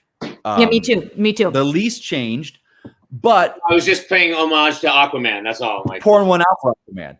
Yeah, where are our drinks? I feel like we should be drunk. I finished my my Uncle Nearest whiskey already. For me, it was like I don't know. I don't remember your guys' thoughts. I love Aquaman the film. Like I love that film. I like it a lot. I think it's 4 for me out of all of them. But so to go back to this old kind of bitter Aquaman that does not accept his birthplace, I was like, oh wait a minute, this happens way before that film. I gotta go back into this. So they took out all the stupid junk about him being a pickpocket and stealing stuff off Bruce Wayne's table, and the film, and they got rid of that, like, and you're beautiful, the Wonder Woman and all that stuff, like, and it ends with him going back to his father, which sets up Aquaman, the film. So he was the least changed for me. So yeah, that's my thoughts. I kind of agree with that, and honestly don't have anything to add to that. Adam, any thoughts about Aquaman? The only thing I would say about Aquaman is that I'm 90% sure that, like, on the scale, I'm a straight man. I'm engaged to be married to a beautiful woman, but Aquaman makes me feel things. I don't know if I drink with him or totally. Like, I'm sorry, I'll take that all day long. That guy's got swagger like I've never seen, and he just rocks it. And he was great rocking around the armor. I thought they just leaned into it enough, with him like not wanting to resurrect Superman, and then afterwards, like, I feel like that issue was pressed more in the theatrical cut for some reason. I'm remembering it like he had more resistance, or he gave them more shit afterwards after they brought him back to life before the fight. Yeah, I think the team as a whole, they were not as divided on bringing him back. I think they knew we have to bring him back. Mm-hmm. Yeah. So I love the stuff in that hometown. I thought that all played out better when he went back to that town twice. Yeah. Did you like the song? What's that? The song of the women, whatever the singing. Oh, the girl singing when he left. Yeah. Oh yeah. That was cool. And also that was different. Like the part where in the theatrical cut where like he tells Bruce Wayne off and dives into the water. That was different, right? That wasn't. Yeah. He just turns and he's gone. So yeah, in this one there was a whole song break while he walks toward the ocean. I'm like, all right, this is when this movie is indulging and taking its time, where there's a whole scene where he walks to the water and a slow song comes on. Yeah. And he's taking swigs and he's just like taking his shirt off. I'm like, all right. And what man doesn't dream of women in lederhosen singing to him as he dives into the water? You know what I mean? Adding Volko back in added tremendous depth to the film. Like the Volko stuff, you needed it. And he looks different, right? He's totally costumed very differently. He's armored up. He's got the armor on. I don't think we never saw him in armor in Aquaman. He always had kind of that more skin tight suit. Right. And his hair was in a ponytail, and this had a little kind of more fuller. Right. And Johnny Mera is not British in the Aquaman film. That was weird. She's a whole different conversation in a second because. But Johnny, what about you? Aquaman stuff. How did Momoa work for you in this? The only thing I can add, I agree with you. Momoa was as good as we expected him to be. But I think what's cool for Jason Momoa as a human being is 30 years from now, he can look back at this film and be like, man, I totally look like that one day. Which none of us will be able to say that. As good a shape as we can try to get in, like, look, I'll have a pretty fit life. At no point will I look back at my life and be like, yeah, man, I was fly as. No, not like Momoa. Not possible. Genetic lottery, my friend. I will say, if I can take a second to just really thank him and everybody for doing this, because I've been alone for a very long time, and it was very nice to look at him. Just gonna leave that. Wait, where's this going, Roxy? Blurred that was the lines. whole- Go to Jamaica. Jamaica. Blurred lines. Go to Jamaica. We all know where it's going, to Jamaica. That's what we all know. All right, you mentioned it, so let's talk about Mera. I don't get. This is one of the parts, one of the very few parts about this film that I was like, what's happening here? Between the accent, which, I don't know. And then even just in the epilogue with her, I guess it is getting all kind of mixed up with I'll tell you the about controversy the around her epilogue. too. That I'm just kind of like, I don't know that I needed all this stuff to be taking place. I just don't know. It didn't add much for me. Okay, tell me what you're going to say, Mikey.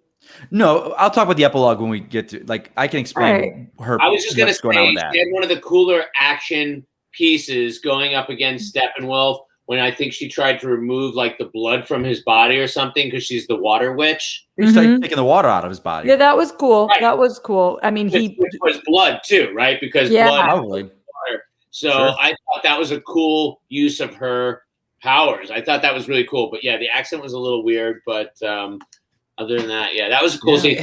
It was. Atlantis had 5 people guarding the mother box, and like at least on Paradise Island there was like hordes. that was weak. Right. That was weak. Where's your army at? This is a Taki big deal. staffed in Atlantis. I guess it just goes to show, like Atlantis is not doing great. Maybe they were in the middle of a pandemic. It was a just- social distance underwater situation. I think we all agree it was difficult to look at Amber Heard and want to see her because for everything we now know, she's just not a good human being.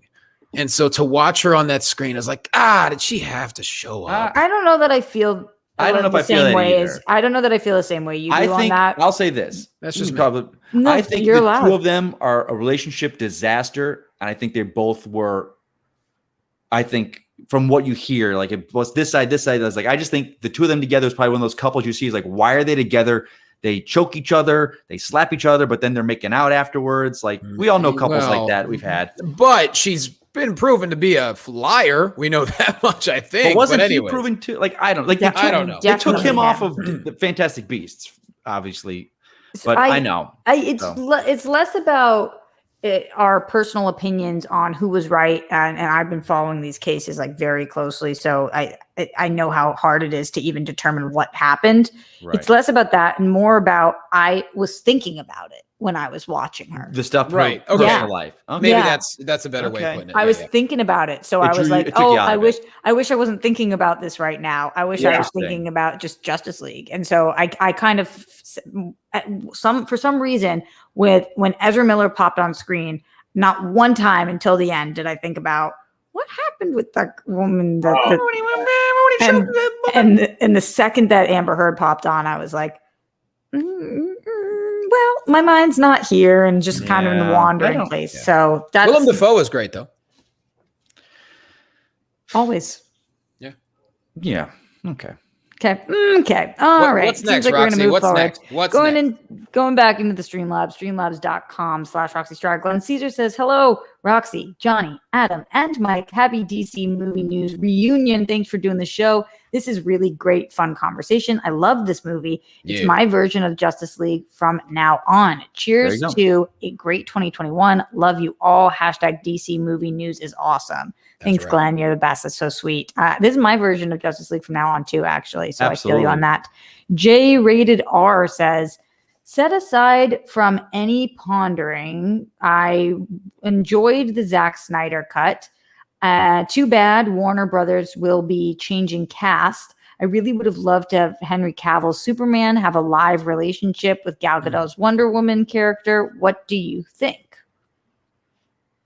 Well, I say never say never. I don't. They've not announced him not coming in it. We don't know that. The story with it. What did it drop? Did they say it's Ta-Nehisi Coates is writing it, but they've not. They just assumed because he was a black man that he was writing a black Superman, which he even says like no. Captain America, but Yeah, he writes a great Captain America. He did a great Black Panther run.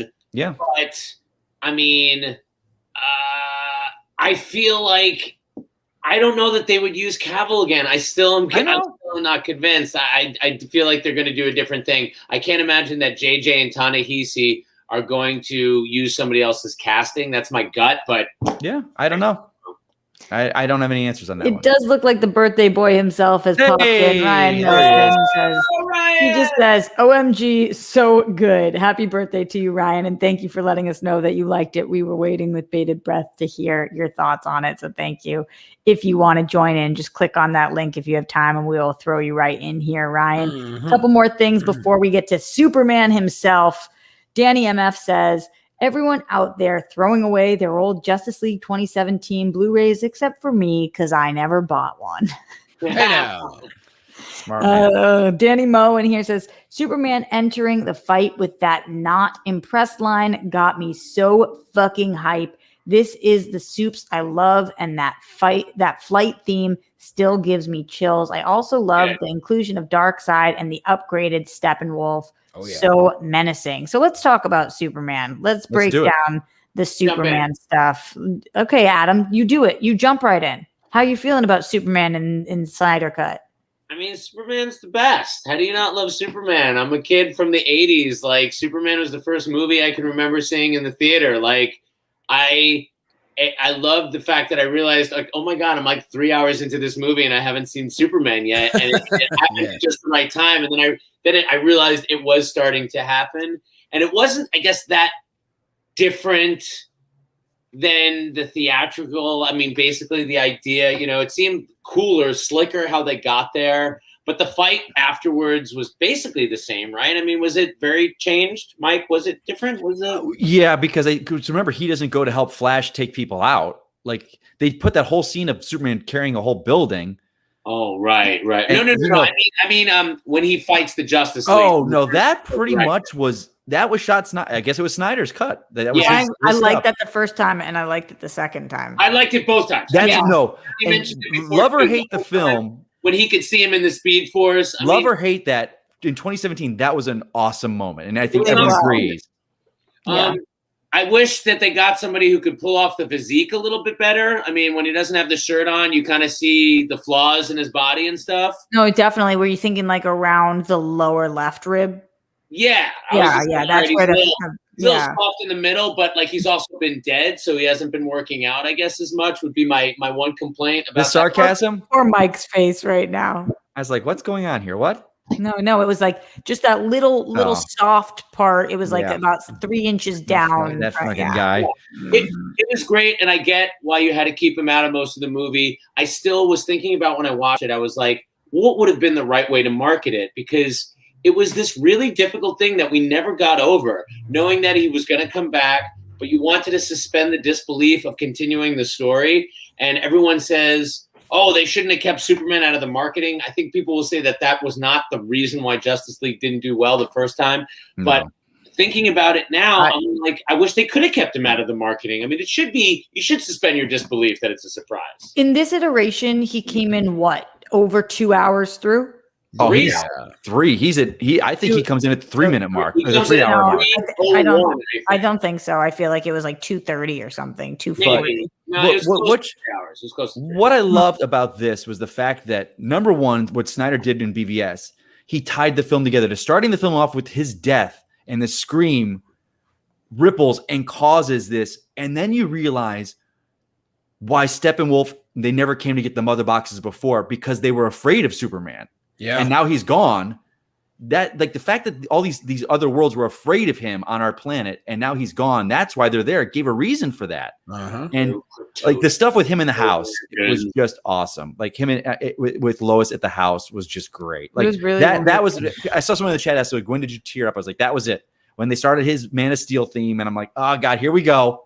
And it's just like, and just the fact that we got so much of him in the black suit. And for me, the Superman moment, and I think we're going to talk about the epilogue, so I will not go into detail, but I never got the idea that you wanted to talk about the epilogue. Just a little bit. The epilogue? I'll wait.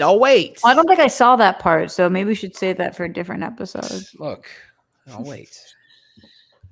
Okay, so is there anything you wanted to say about Superman other than the epilogue? That's it right now. Okay. Amazing. I thought that Superman really did just again, I keep saying this whole more fleshed out, just more fleshed out. Once we got him back, it was like the whole thing kind of made a little more sense. I believed it a little more. I know that I have had a harder time with Henry Cavill in the past as Superman, but my favorite version of him was the Justice League Superman. I liked it better than the Man of Steel Superman and the BVS Superman. And now this is by far and away my favorite version of the Superman. Yeah. And I think Snyder, he's never been one to attack people about stuff, but he was always saying, he's like, we're going to get the Superman you want. Right. You're going to get it. And I'm not entitled enough to think we should have gotten it earlier. I know you're not. Yeah. It's just like it's earned. So when he does show up at the end, and when he does show up, he doesn't mess around. He's not messing around. He's like, I'm here to get rid of this man, and that's exactly what I'm going to do. Mm-hmm. I will. Can I just jump in on one thing I did write down? I actually wanted to say this. I'm curious what you think, Mikey, but I really do think, and I bet Snyder wanted to, because he said we're kind of doing a sequel. There needed to be a Man of Steel sequel for him to have the hero level that he had when Flash is like, he's my hero. He's my hero. It's like all we saw is Man of Steel. And then we saw the shit show that happened in BVS.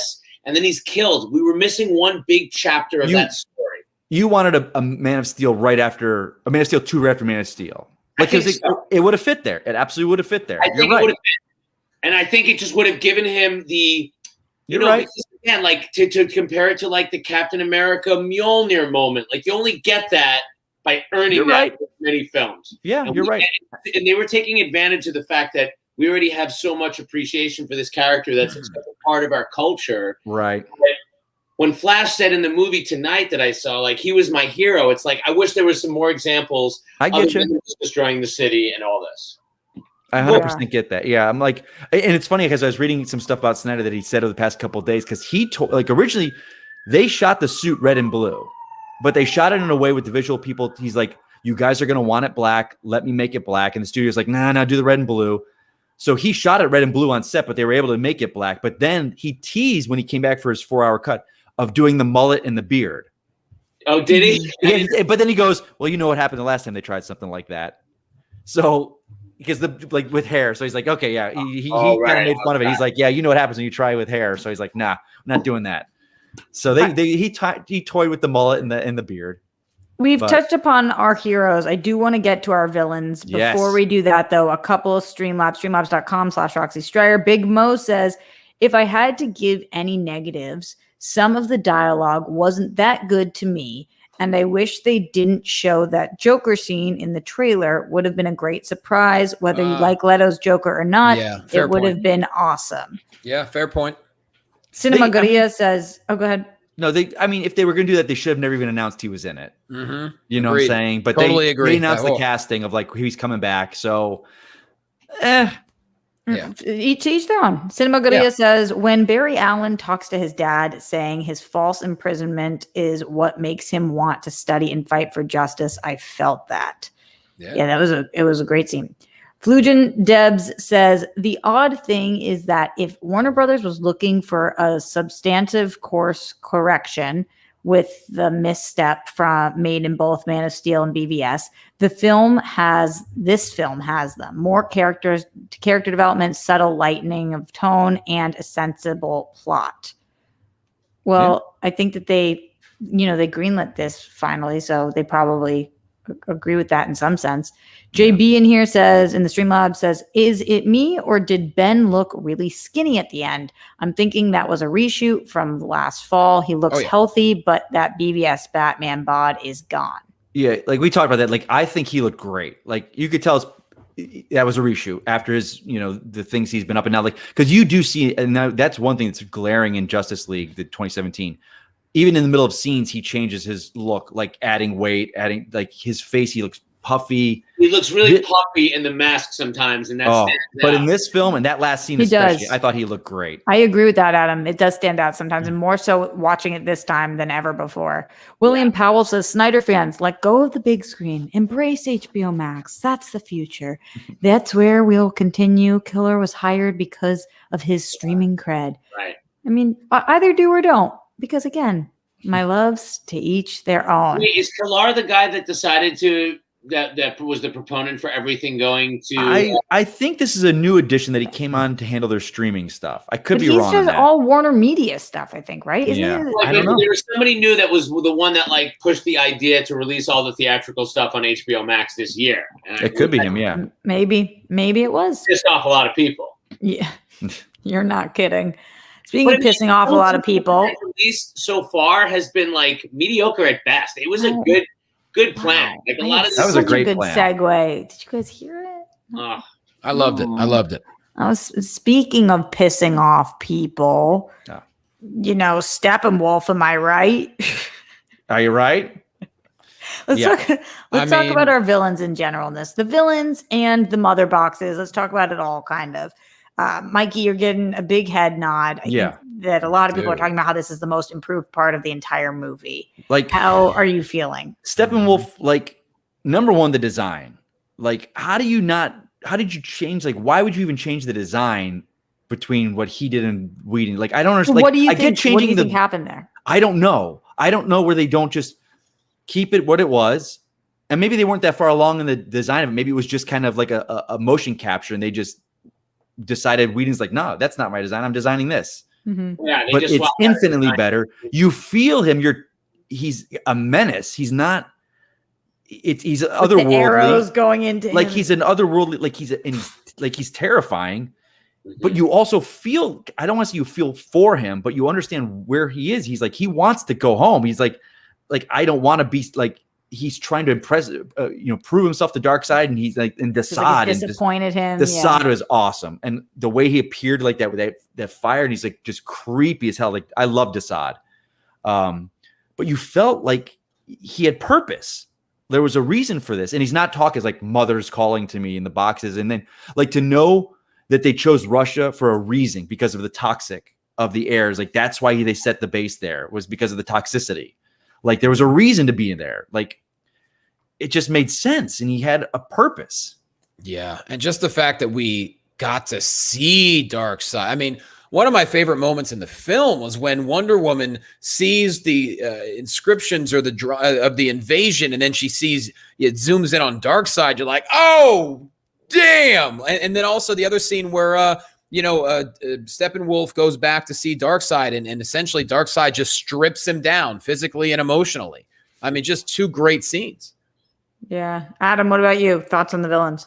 Yeah, I thought it was cool seeing Darkseid. I think, one of my biggest complaints of the theatrical version was probably like the CGI of that villain. And I do think it was much improved here. The first time we saw Steppenwolf, there was a lot of close up on the talking, and it really takes me out where you see that just the talking doesn't look great, the lip movement. Uh-huh. But then there were other parts where I noticed how good a lot of those effects looked, right?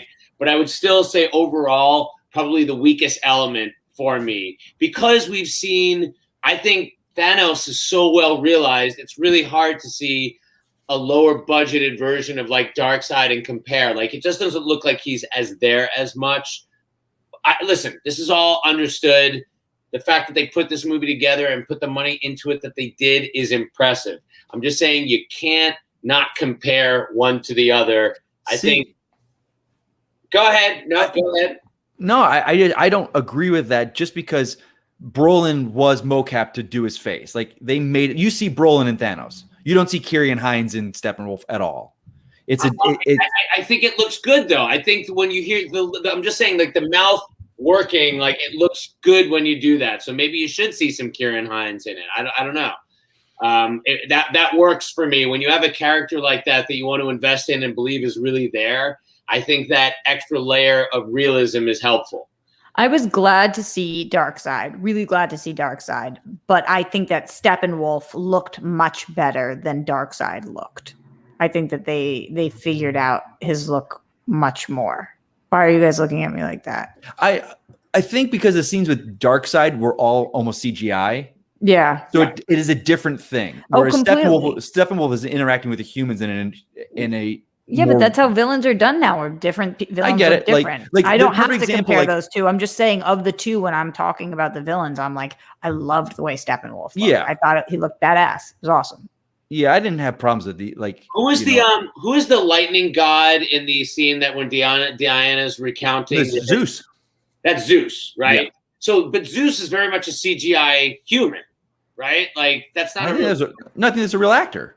Was it an actor? I don't know. tell. I think they did set shots. That was a tough call. That was a tough call for sure. Tough call, right? Like if that's CGI, that's ridiculously good. It looked like everybody was. I think it's a real actor. I think that's a real actor. I have no idea, but this is above my pay grade at this point. Either This way. is a comment I don't fully understand from Gnome I get this saying. one. Okay, I was thinking will you read it then? too. Tell me. I was thinking Yeah, Starro so as well. little purple robot mind control spider had a very Starro the Conqueror vibe. Like Starro is a giant starfish that throws off little starfishes that go on your face and it mind controls you. And there's rumors that they're in the Suicide Squad.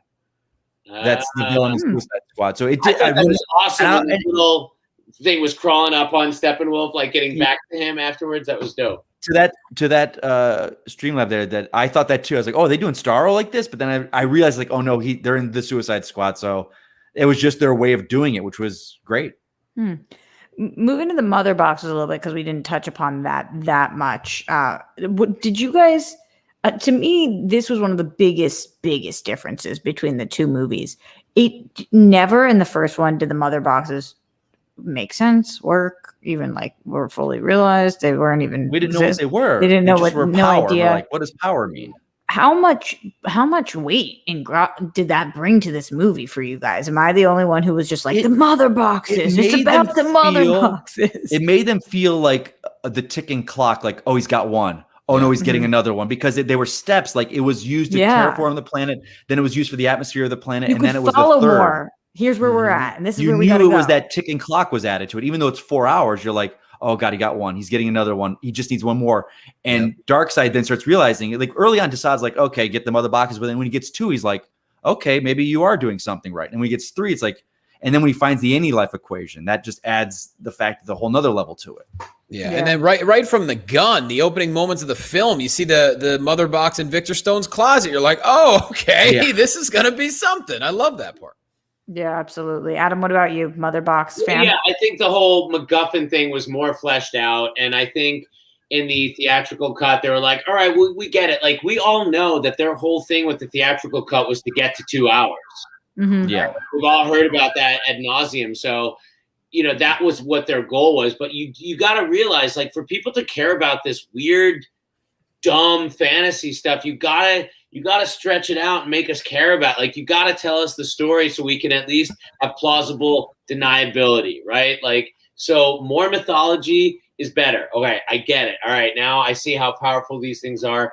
And yeah, it matters more. It has stakes as opposed to not really having stakes and just being a thing that you're following around. Also, it felt more weighty that like he takes on all the Amazonians who are, fierce and the Atlanteans to realize that it's our earthbound heroes that have to do with these incredibly well-trained Amazonians and Atlanteans couldn't do.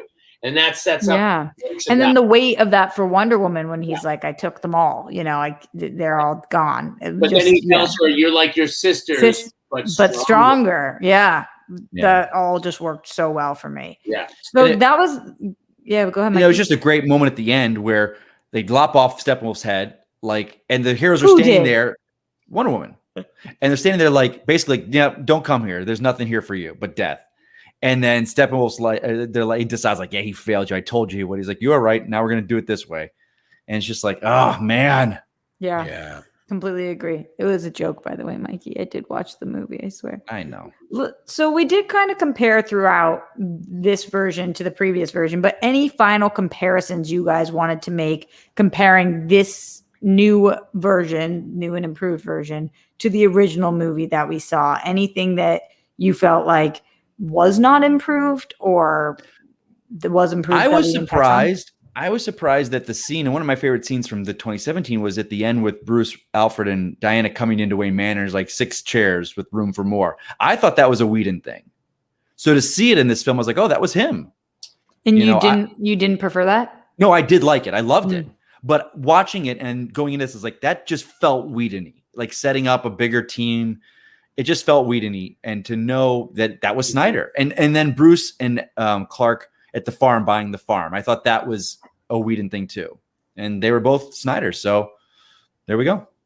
Anything for you, Johnny? Anything that you feel like was not improved in this version, or something that was majorly improved that wasn't previously mentioned? No, there's nothing I can say that was not improved upon from the theatrical version. Because with me, if I'm going to sit down and invest in something, I want to see every single second of it. And this was Zack Snyder given a canvas to say, hey, I'm doing this project because enough fans asked for it. You're going to get every single solitary second that I want to put into this. And so I was completely on board. And like I said, I don't know. Did I mention the epilogue I thought was very interesting? I swear we'll get to that right after this. Adam, any compare and contrast moments? I thought Martian Manhunter looked better in this version than in the Whedon version. Yeah, Martian Manhunter was awesome. I did, and this is something that I think they couldn't fix it and didn't change. It did still bother me. Didn't bother me, but I'm not a fan of Affleck's suit in the third act. Like, I wasn't a fan of it before. He's such a big guy, and they put all this armor on him, and he just looks so bulky. I completely agree. And like the goggles, I thought there was always going to be a purpose for those. I thought with Snyder turn suit. So like, why take him out of that? Yeah, I thought with Snyder. Well, I will say this: I love the fact that they explained with Alfred the reason for the panels. It blocked their energy, and they did that. But then the goggles and the helmet, I thought maybe, okay, Snyder's going to have some kind of heads-up display or something, and they just never did. So I was like, Affleck is so big as it is, that suit just made him look massive, and I just wasn't because he was just huge. The suit in the first part of the film I love that one. So if they would have just put a little of the armor plates, and that would have been it, but they need to sell some toys too, so. Yeah, and that's the way the business works sometimes. The gauntlet thing was cool, though. The gauntlet thing was cool because then when Superman takes it off, yeah, pull it off. To show that was a good moment. Tonian was.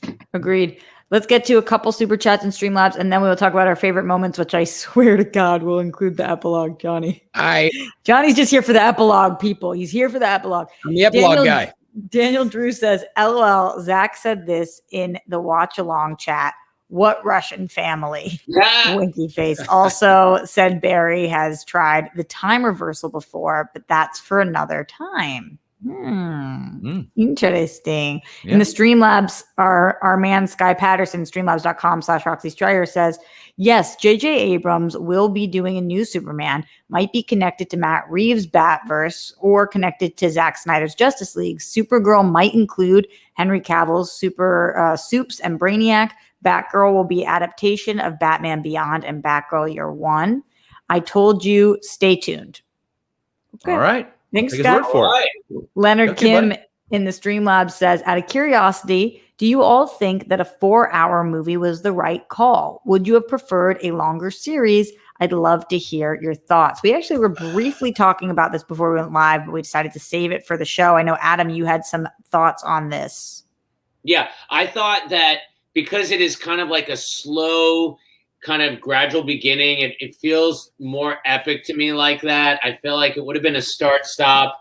It didn't feel like it was really meant to be 4 episodes. Like, so I'm happy that it was like this. I really am, rather than a longer series. I don't think I would have liked it as much as a longer series. In our text thread, Johnny, you were the most concerned about the length of time. You didn't know how quickly you would be able to watch this just because of the sheer length of it. So how do you feel? Do you wish that this had been a series?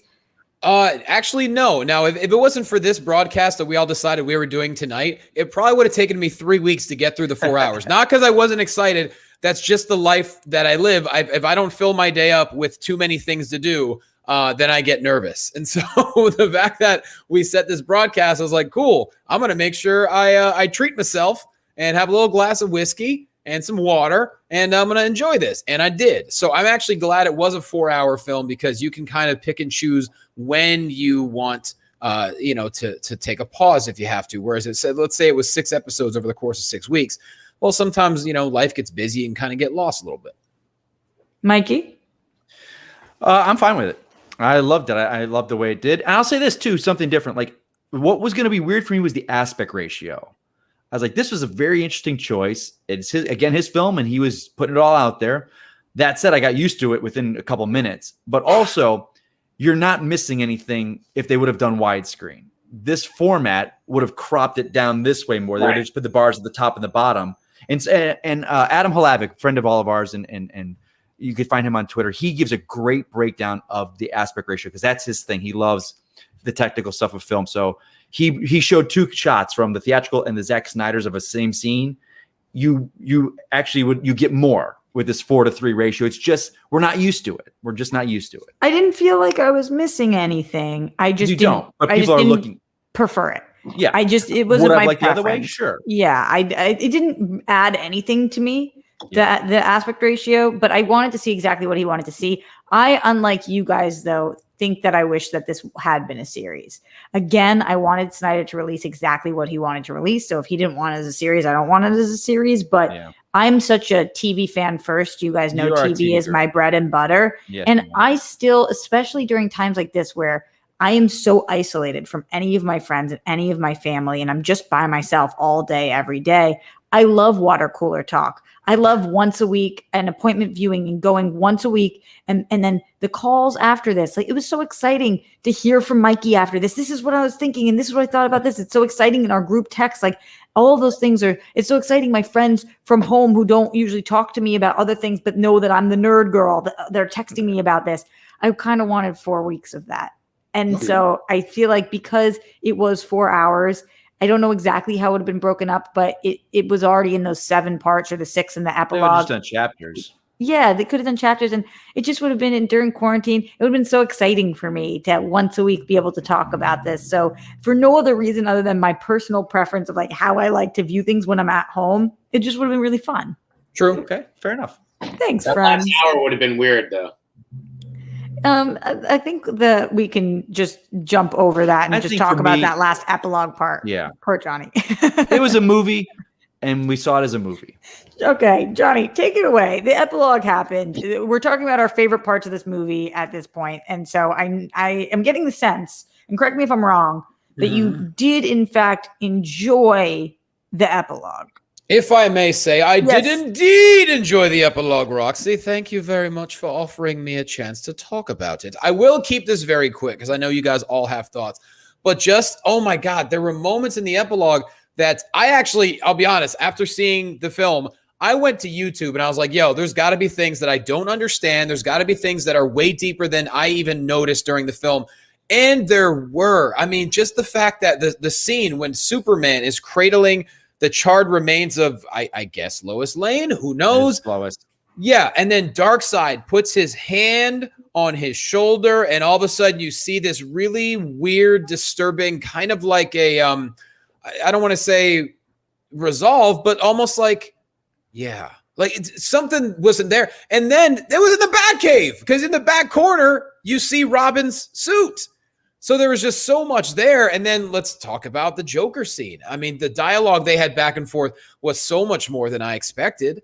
And I couldn't have loved the epilogue more. I mean, what a ragtag group Batman had in this nightmare. And then, of course, you have Joker wearing a SWAT vest. I mean, woof. Did you guys immediately know that it was a dream? I don't know. I don't know if I did. Was it though? Because I know that that's where the film is going. Yeah. Mm-hmm. Like I had read that synopsis for 2 and 3, so I knew that's the future for him. Again, it really bothered me, much like the nightmare sequence bothered me in BVS. It just seemed like, again, with my whole problem with the Superman thing, it's like he was just bad and now he's bad again. Like he was just good for 5 minutes. So it was just very weird to have the bad Superman back when he was just fighting with the Justice League here. Yeah. There's just too much bad Superman coming at me in these films for me to appreciate it. I'm like, he just got back. He was freaking out. And now he's bad again, but it's the future. But tell me it didn't hit you, though, when he's hovering over the Green Lantern that was dead, over what used to be Wayne Manor. Like, that's that's rough, you know? I think for me, because I know it's like, yeah, they had a victory. But again, it's the Empire Strikes Back moment of like, yeah, okay, things are okay. Oh, God, they're going to get worse before they get better for us, aren't they? Like, we know Bruce's work is not done. Things are not done. He knows there's this threat out there that is still looming on them. Yeah, but then they also, when they set up this other thing with the more erstwhile villains, right?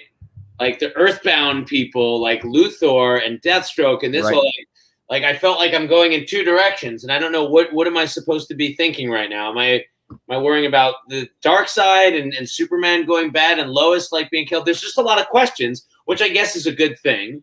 But yeah, I still don't know how I feel about the whole Nightmare verse as a whole. I think that I don't know if this is a controversial stance at all, because I haven't gotten to see many people's reactions yet, because not everybody's seen this movie yet. But I was really, and you guys haven't mentioned this at all, so maybe I'm the only one who feels this way. I really didn't prefer Jared Leto in this scene. I have never had a problem with Jared Leto's Joker before, and all of a sudden, it wasn't because damage was removed. It wasn't anything.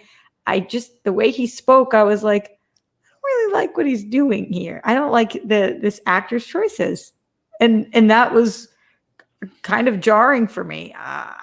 Nobody else had a problem with that? He seemed consistent with what we've gotten before from him. It just the Joker is one character. It didn't seem that for me. No, but it was a Joker to me that was kind of even worn out himself from even the insane life he lived. I have to go rewatch it, because at this point it was extremely late. But I was watching him and I was kind of just like, I think believe him. He was burned out, man. It's like it's one of those things like the Joker where, let's say we've got 5 different iterations of Batman.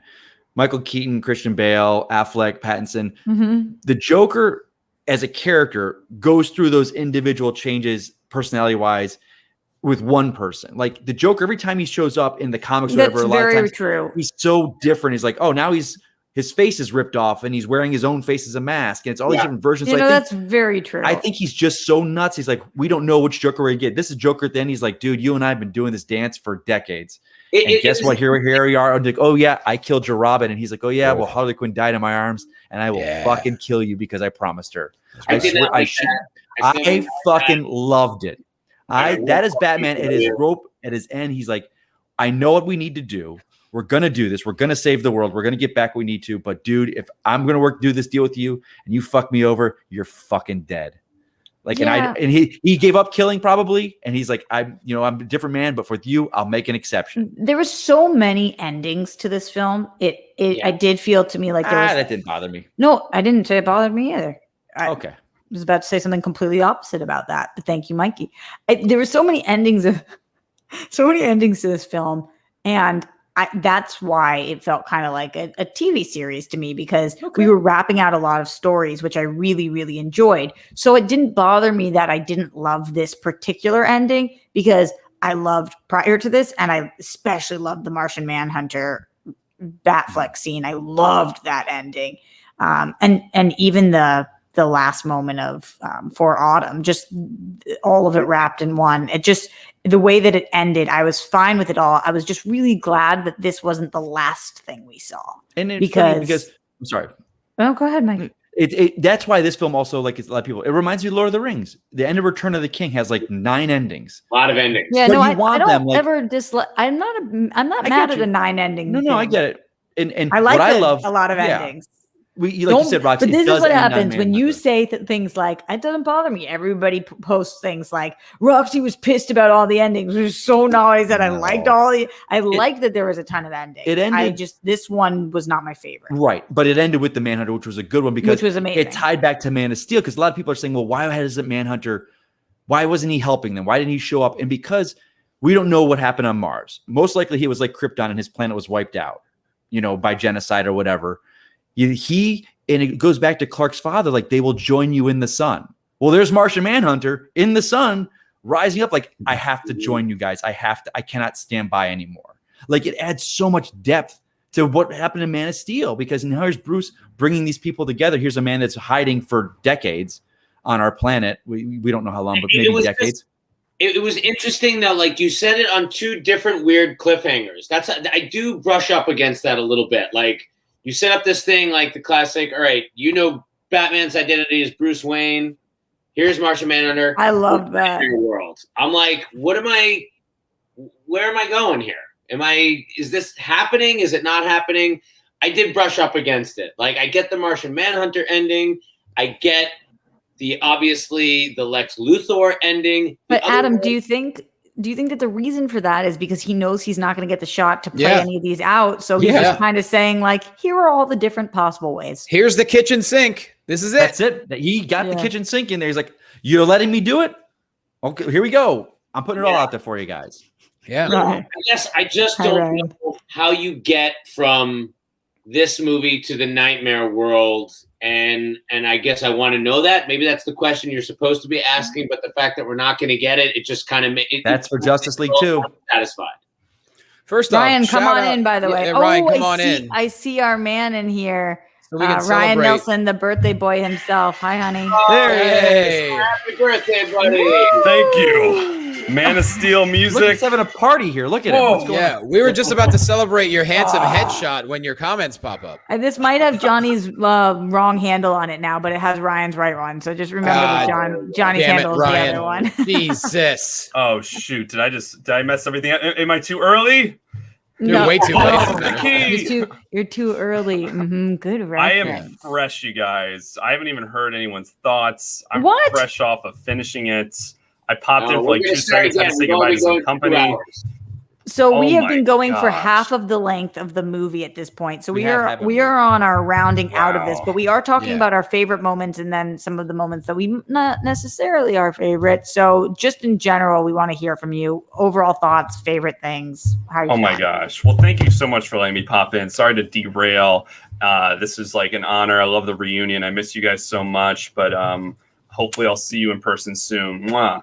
This was amazing. I loved it. I honestly had like the best time watching this movie. This exceeded all my expectations, and my expectations were I think they were like reasonably high, not crazy high, like seeing a new DC movie in theaters, but just 4 years building up. Let's finally see this thing. And there were moments from the 2017 version that hit way harder this time with context. And then there were moments where I was like, I can't believe someone saw this and left it on the cutting room floor. I think Cyborg is my new favorite character, probably in this entire franchise. I think Ray Fisher was incredible and reasonably pissed because, dude, he's the whole movie. Yeah. Also, like, outside of the movie stuff aside, I actually thought Ezra Miller was like decent in this, and I wasn't really a fan of his Flash. I actually thought he was even funnier in this. It's almost like you did listen to our episode. Oh, really? Jeez. And then, oh my gosh, the black suit. The montage. The Man of Steel, when he goes back in, he's going down the hall of all the suits, and the music's playing and all the voiceovers happening. I was getting like, all the Jedi talking to Rey vibes. Like this is a culmination of just all the Zack Snyder Superman stuff. That moment, I could have just taken that scene and I would have loved this movie. The Martian Manhunter stuff was surprising, cool. The the dream sequence, other universe Joker stuff. I don't know. Like, it was a little long. Like, I was like, okay, they're really harping on this. It was shot like a Malick movie, but other than that, I was kind of into it.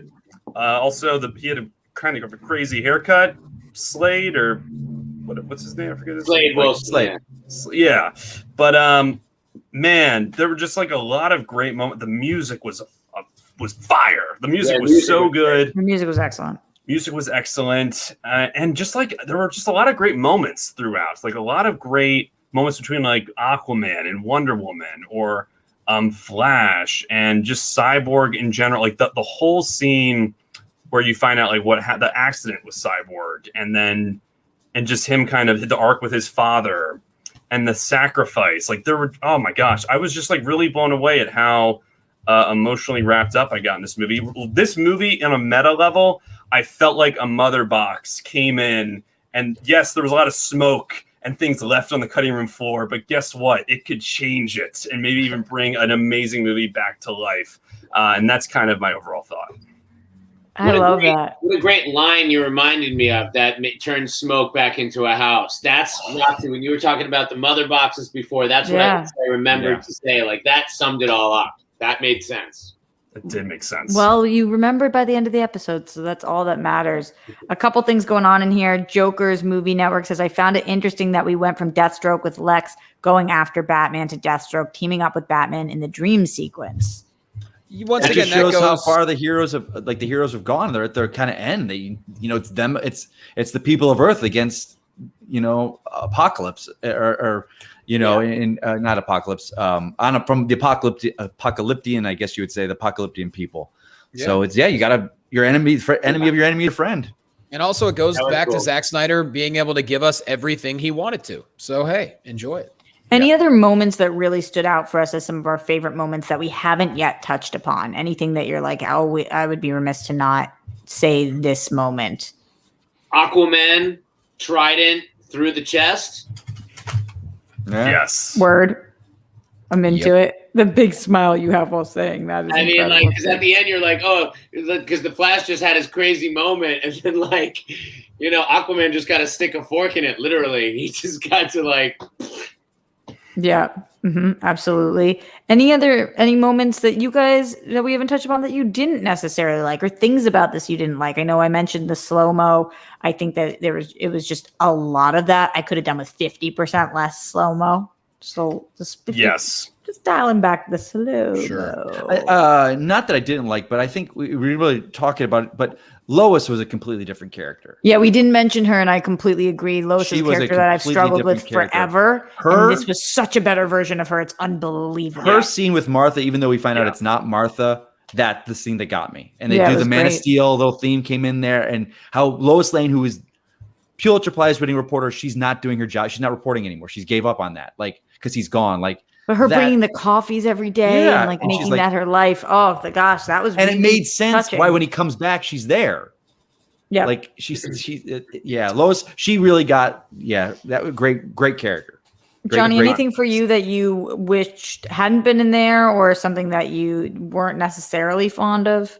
I just looked at my notes and I was able to get out, believe it or not, we've been going for 2 hours. So I was able to get out everything I wanted to say about the film over the past 2 hours. So I feel, the beautiful thing about this universe is that anytime a film comes out, it gives us a reason to reunite. Obviously, we don't get to see each other like we want to. It's been a really crazy year in the world. And so the fact that it makes you truly grateful for the times when you can do things like this, whether it be once every 3 months or 4 months or whatever, it's really cool. This is not just an event for people watching and listening. This is an event for us. This is something that we were excited for. I was excited for it all day. I'm like, I can't wait to see my friends and talk about some cool stuff. And that's we're all taking shots for Ryan's birthday after this, right? Of course. Big time. I'm a few Coronas deep. Yes. Right now. Adam, for you, anything that you didn't prefer that hasn't come up? I much like Johnny. I think we got to talk about most of the things. I think the only thing on my page that I have here, still don't understand. Unite the Seven. Makes no sense to me. Well, unless you include Martian Manhunter.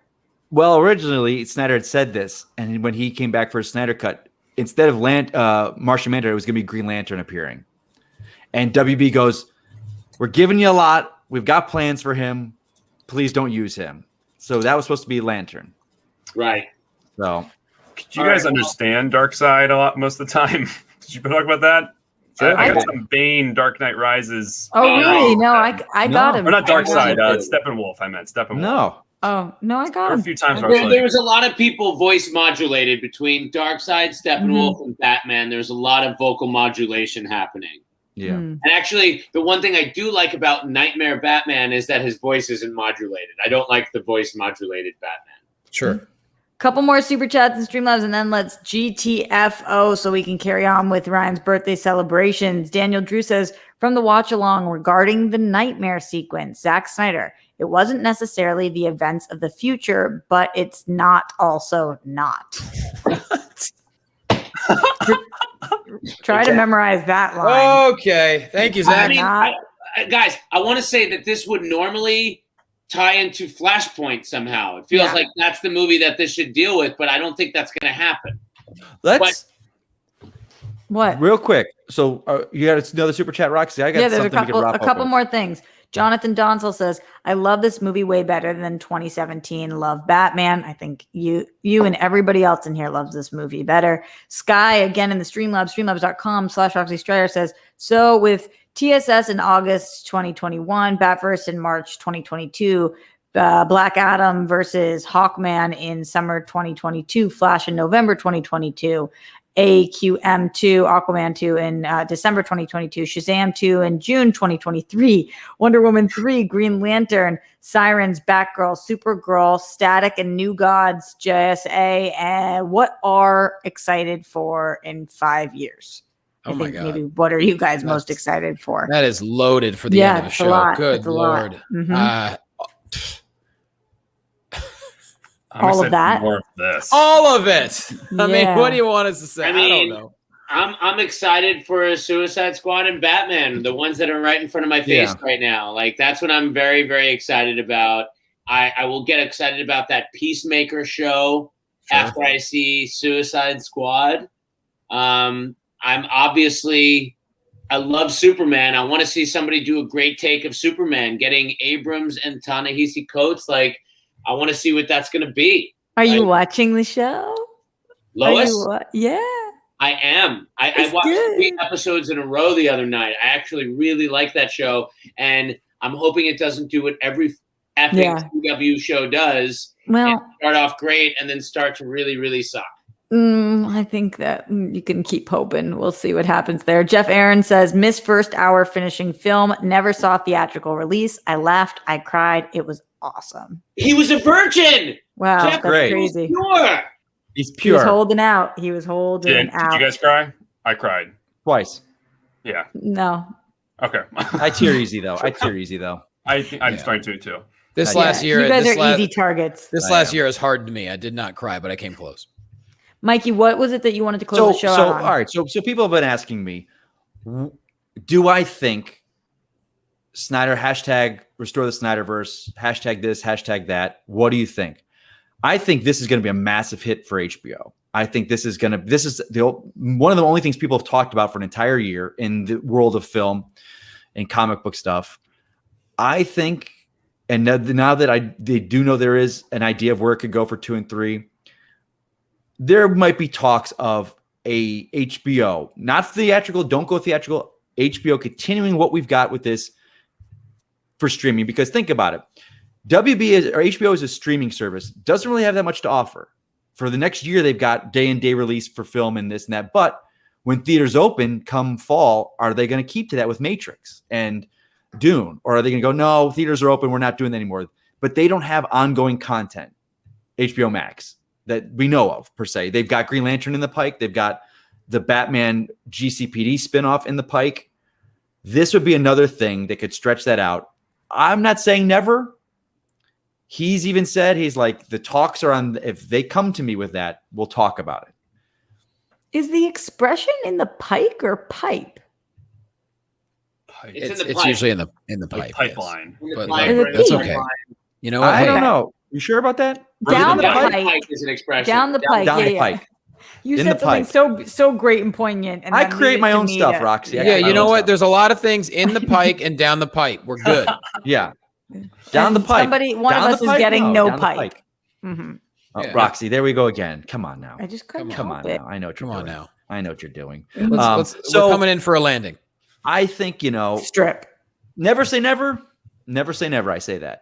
But seeing what I see The now, R-rated. I want more. I want more Affleck in this universe of separate, not tying to the films, not trying to shoehorn stuff in. Just let Snyder continue his story to finish the 2 and 3 out on streaming. We can do, Roxy, like you want, chapters. Make it chapters. Make the next chapter 8. You really think they'll get Gal and Momoa and all them? Let me tell you this, Adam. Listen to how those actors talk about working with him. I absolutely think they would come back for him. Yep. Absolutely. Maybe. For the I right absolutely coach. think so. For the right I coach, the players disagree. come back. I disagree, but I would love to be wrong here. You would, because I was just going to say, Adam, you seem like the main one of us who doesn't necessarily want to go down this road. Down this No, pipe. I would Down the totally pike. like to see this continued. I said before I don't need to see like Ben Affleck Batman movies. I just don't think I need it at this point. I don't think his character's got more in front of him. I think, like I said, I think it's more of a Dark Knight Returns point of view, and I like that. That's not me saying I don't like him. I'm just saying I don't need to see more of him as Batman. I get you. I get that, Adam. And that's why I think it sticks within this little universe that they're doing. Yes, I like that. He's great. He's old. He's done. Right. Like, this is his last great thing, you know? Like, and I love that. And I like the fact that Zack wanted his universe to have an end. I think that's really cool. It does have an end. And not only does you it haven't read have it, an end. like you don't know it's like the son of Bruce Wayne and Lois Lane eventually becomes Batman at the end. That's how it ends. Like, it's great. I'll email it to you. I'll find you the link and email you. That's crazy. It's awesome. Right? But it's a finite thing. Like you said, Adam. Do I exist? What, we're done? What?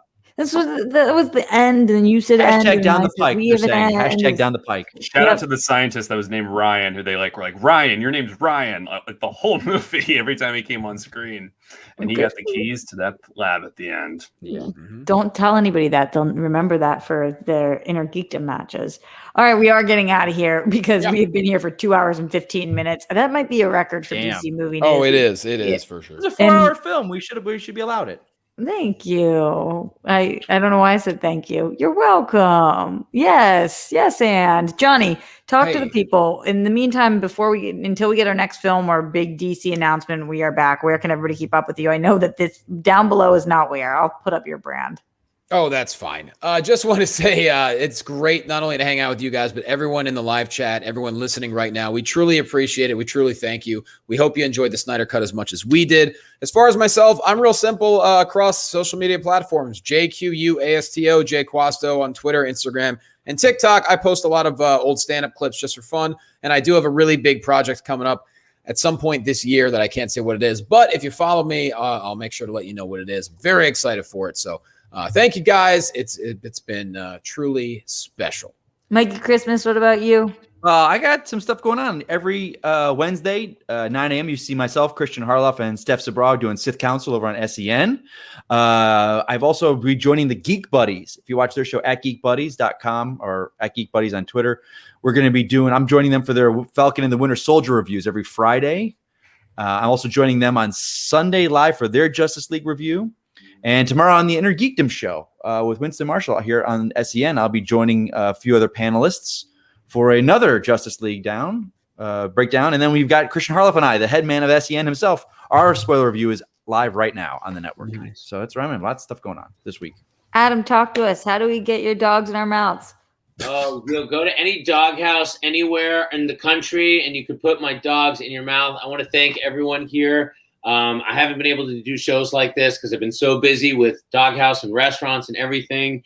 So this is a true pleasure. I've been a nerd for over 30 years, geeking out like this. And this forum is so much fun. I really do appreciate you guys. I do have a cooking show coming on YouTube, I think, next month. It's At Home in the Ninja Kitchen, where I'm making different dishes with ninja appliances. Oh, I got a ninja. I love it so much. I love that, man. So that's going to be a cool new thing. So I will want people to watch it so it looks like it does well. So anticipate me reaching out to you to look to that, and I'll talk to you all soon. Hell yeah. Ryan, the birthday boy himself, thank you for popping in at the end of this. I'll put back up your branding now, but tell the people where they can find you. Oh my gosh, you guys, it was an absolute pleasure. Thank you so much for letting me pop in. I'm going to listen back to the whole show because I'm sure it was incredible. What uniting the five here, uniting the four, DC movie news. You guys can find me at Ryan Nilsen on Twitter, at Ryan Nilsen _ on Instagram, and producing / engineering SCN Live 5 days a week, Monday through Friday at 10 a.m. Pacific, 1 p.m. Eastern. And yeah, just tweeting about this movie because holy cow, the Snyder Cut's out. That is a fact. How about you, Roxy? Where can Roxy, tell the good people Tell them, about Rox. you. Right here. I'm everywhere at Roxy Striar. I did finish my 365 days of live at the Roxy, but I have not taken a day off yet. So she'll figure it out at some point. I thought this was going to be an ongoing thing with you now. 370 right now, 369? I don't even know what's happening anymore. Where am I? 369. Can anybody feel? You're at RoxyStriar. Don't even know. Yeah, that's fine. Sure. That's RoxyStriar everywhere. My name. It's fine. I'm just so excited to be back here with you guys. So hopefully we'll see you guys soon. Thank you so much for joining us for this Zack Snyder Justice League review. To close Johnny? out, I would just like to say, they said the age of heroes would never come again, but we are here. Johnny, how long were you thinking about saying that for the end of the show? 2.5 hours. Perfect place to end. We'll see you guys soon. Amazing.